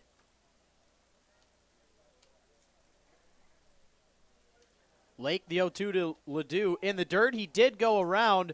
Making the tag is Gauthier, and Lake getting almost a perfect inning outside of the single from Williams. We head to stretch time at Jimmy John's Field. You're watching the USPBL YouTube channel.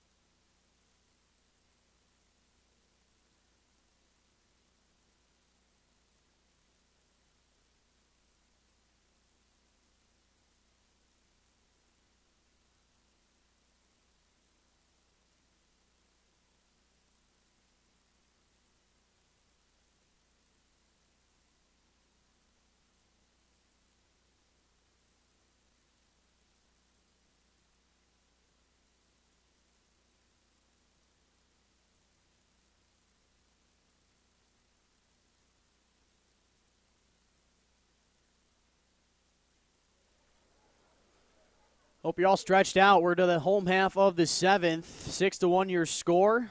Paller leading the way for the Birmingham Bloomfield Beavers. It'll be him, Gauthier, and Freed. But the day is done on the mound for Mr. Goodson. Goodson goes the 1 inning, allows 2 earned runs on 2 hits, 2 walks, no strikeouts for Mr. Goodson. But he now gives way to Mr. Dula, Chris Dula, making his 21st appearance out of the bullpen for the Utica Unicorns, the go-to arm that earns and holds the USPBL speed pitch record. Dula, as he hits 97 on the 1-1 pitch to Paller.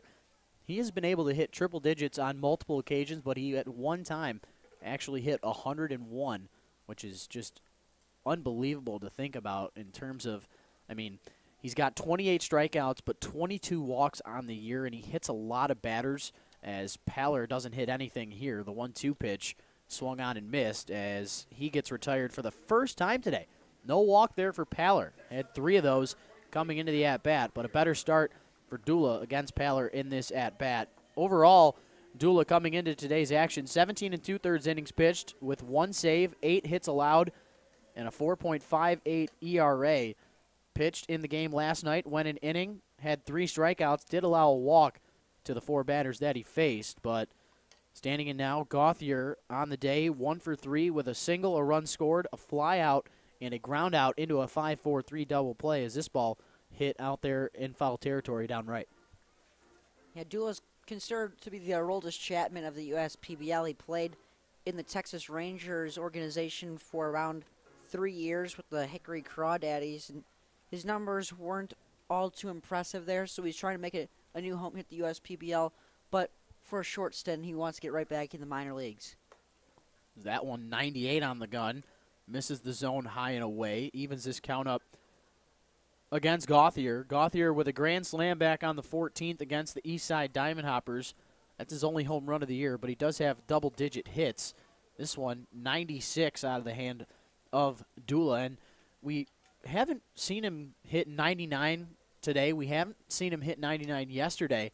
I wonder if Justin Orenduff, the director of baseball operations, is trying to have him focus on more control compared to having an extra mile an hour or two, and it's working a little bit more as of late. I haven't seen him hit as many batters, but of course we want to see those triple digits up there on the scoreboard. Gauthier swinging and missing at the 2-1 pitch. The 2-2, look out, that one at 98. That'll shake your boots a little bit there if you're Gauthier, and the count ringing full. It definitely makes sense what you just said about Justin Orenduff, maybe telling him to get the control down. And Dula, your motto's got to be, if you get your control down, then the velocity will be there as well. It'll come because you know you have the capability of hitting 100 miles an hour. You just got to be able to locate your fastball well. Right on cue. That one does not get located. Walk number 23 of the season for Dula. And Gauthier earns the 1-out walk. And standing in now is Seth Freed, 0 for 3 with 2 flyouts and a strikeout.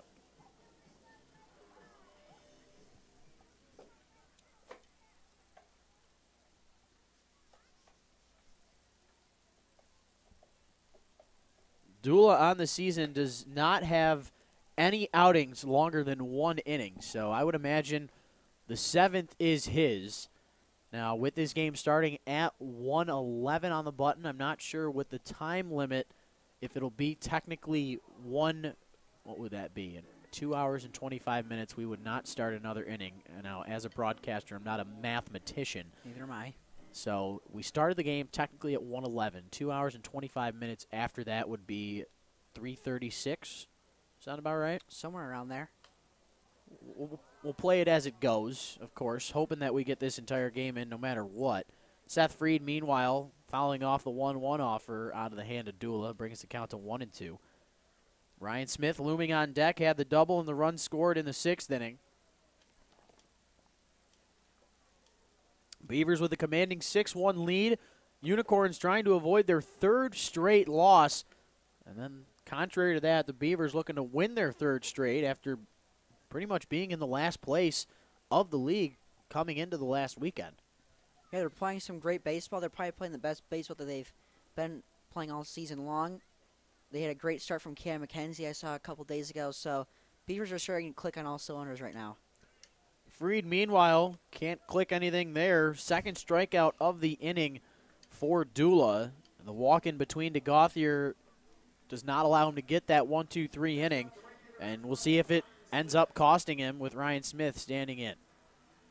Another tough out here in Ryan Smith. He's 1 for 2 with a double, a sac fly, and an RBI. So Smith, one of the better hitters that the Beavers feature. He's hitting .272 with 3 home runs and 13 RBIs. So Ryan Smith is a big-time player for these Bloomfield Beavers.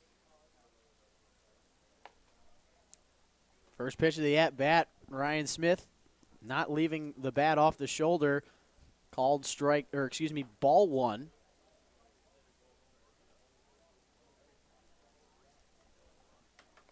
In the dirt, can't find it. It's out in front, under the leg, and as this happens, I want to see if you notice anything out there that's different. Let's see here. Can you give me a hint? Where that last play just around? Home plate. Uh-huh. New catcher. There you go. Looks like a defensive replacement in Jimmy Latona. Latona. So Ledoux's day is done. He made the last out in that 7th inning with a strikeout. And this one gets a piece of Ryan Smith. It ends up going way out of play, but Smith doesn't look like it hurt at all. And 2-0 pitch ends up drilling him. So there's that issue with Dula. We're seeing it evident here. I mean, it's a perfect explanation of Dula as a whole. He gets strikeouts, but he also walks and hits a lot of guys. Not a lot of hits allowed on the year. He's only allowed 8 hits in 17 2/3 innings. This one hit out to right center field. Dan Elliott to his right makes the catch, and the walk and the hit by pitch go unscathed. The Beavers, though, still out in front by 5. We're through 7 at Jimmy John's Field. You're watching the USPBL YouTube channel.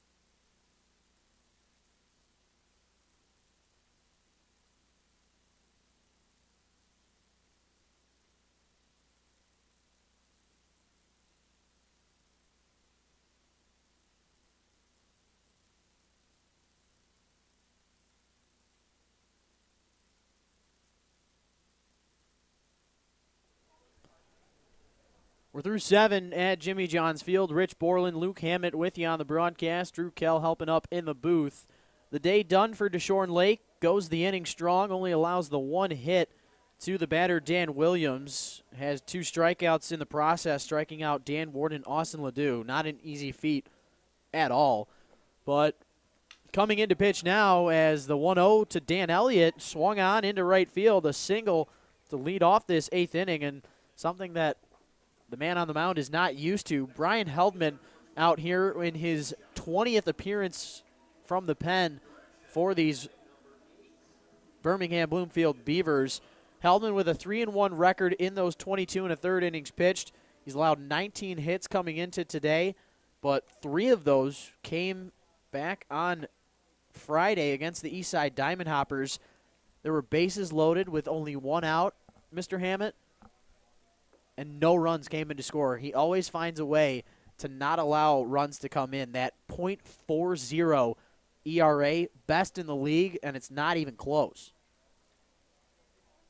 Yeah, Heldman is definitely one of the most dominant pitchers out of the bullpen that we have in the league. Him and Dula have been really fantastic this year for their respective ball clubs. And Heldman out of San Diego State University, pitching 5 of San Diego State's 6 contests during the Mountain West tournament, led the San Diego State pitching staff with 37 appearances, all in relief. So he's a guy that knows something a little bit about the bullpen.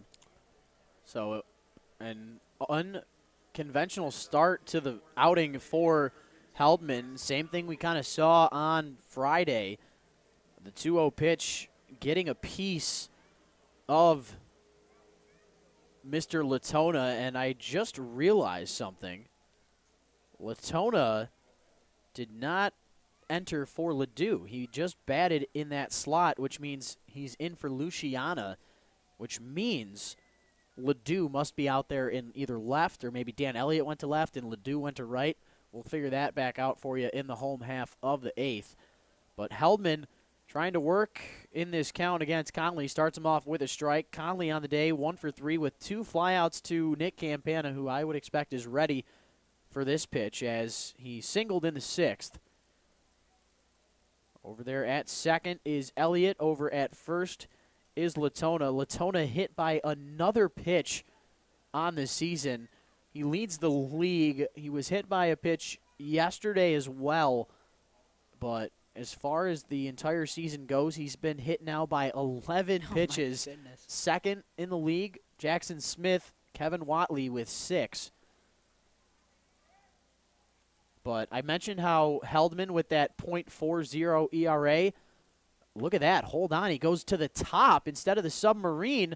This ball thrown to second and then over to first. Safe with the fielder's choice is Conley. I mentioned how Heldman, once in a blue moon, strays away from that submarine-type delivery and goes over the top with it. It causes a lot of ground ball outs, and getting taken out at second base via the 3-6 putout is Latona. And now another substitution. Guzman's day is done. Carter Grote, or as Neil Everett on ESPN, Carter Grody, when he called that top 10 play. Grote on the season batting .286, 34 hits in the league. As we take a quick look, Grote, overall, I mentioned those 34 hits. That is near the tops of the league, and in fact tied for the league lead with Ethan Whisker of the Westside Woolly Mammoths.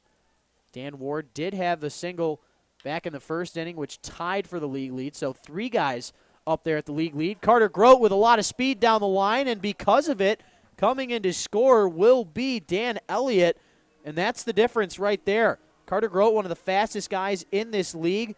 Conley getting taken out via the 5-3 putout over there at second base, and Conley is retired, but Grote with the speed drives in the run and cuts the Beaver lead to 4.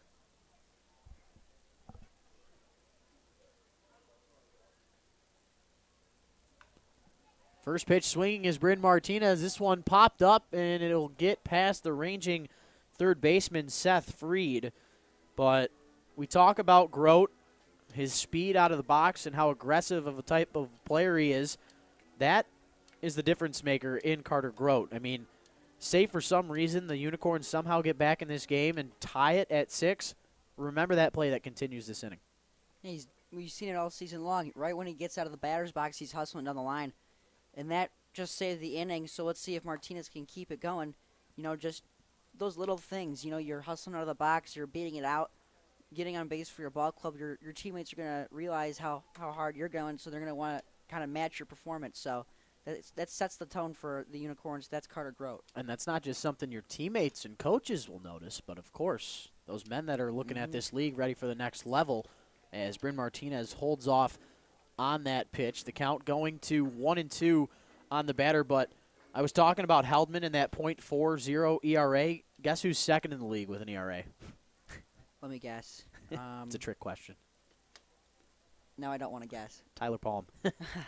First player, of course, taken out of the USPBL this season by the Minnesota Twins organization back on June the 9th. And then the third best ERA in the season, you can take a guess now. It is an active pitcher, and he's a starter. Let's see here. I'm going to take a guess. I'm going to guess Cam McKenzie. Josh Mason. Josh Mason. The West Side Woolly Mammoths, a 1.74 ERA. And then the ground ball getter, Pete Grasso, the only other pitcher in the league with a sub-2 ERA. Bryn Martinez on the fourth pitch of the at-bat, chases after the pitch, and strikeout number 1 is recorded for Heldman. He does allow the 1 run, but that only makes the score 6-2. So we head to the home half of the 8th. Beavers will try and add on some insurance when we come back. They'll have the top of the order due up. You're watching the USPBL YouTube channel.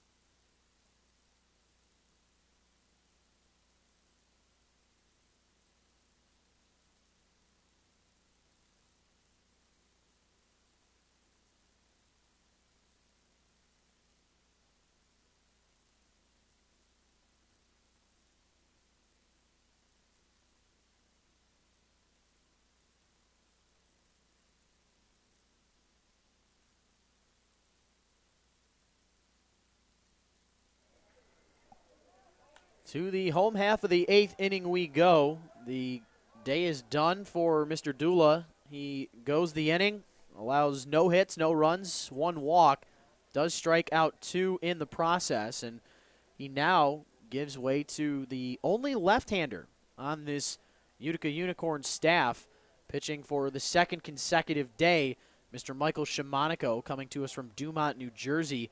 17 outings from the pen does the left-hander have. 21 innings pitched, just the 0-1 record, but he does have 4 saves on the season.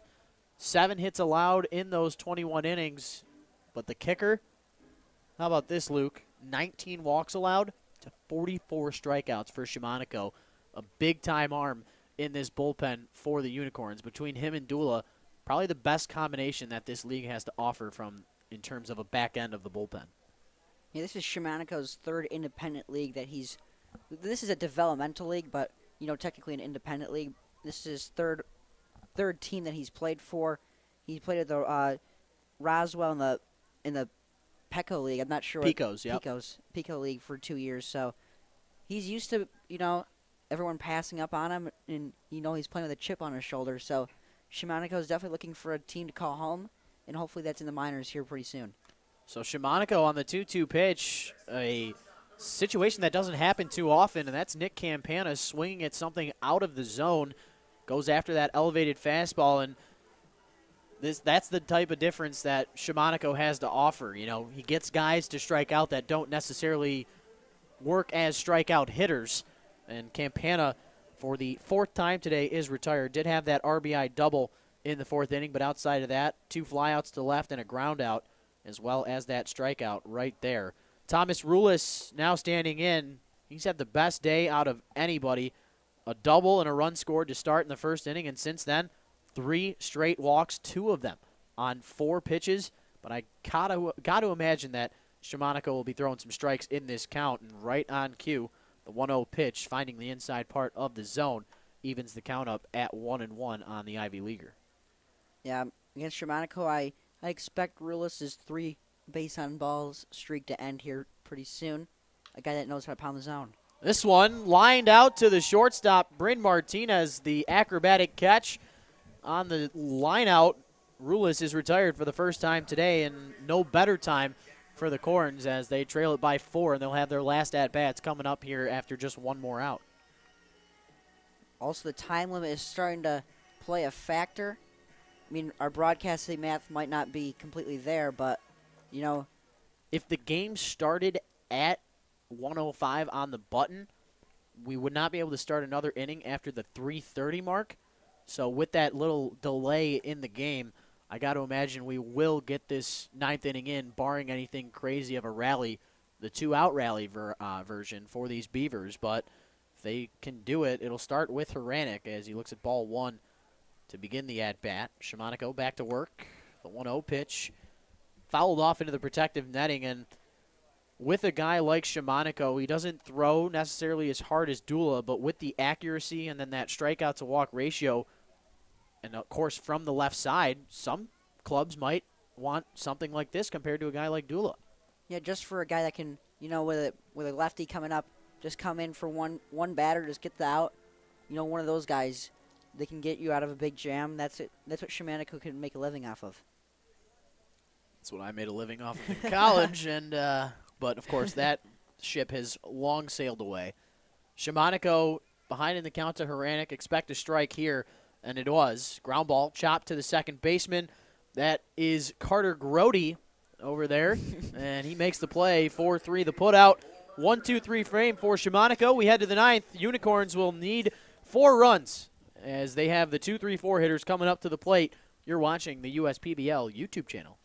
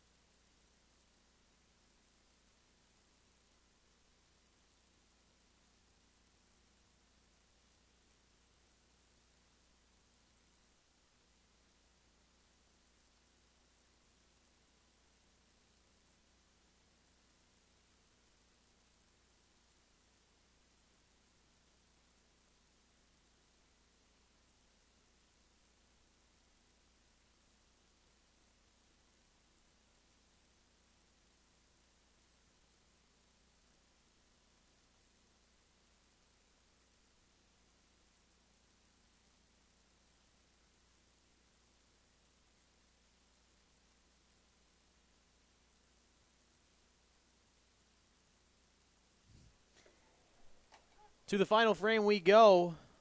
The lefty out there on the mound is Dylan Collette. This is his third outing of the weekend.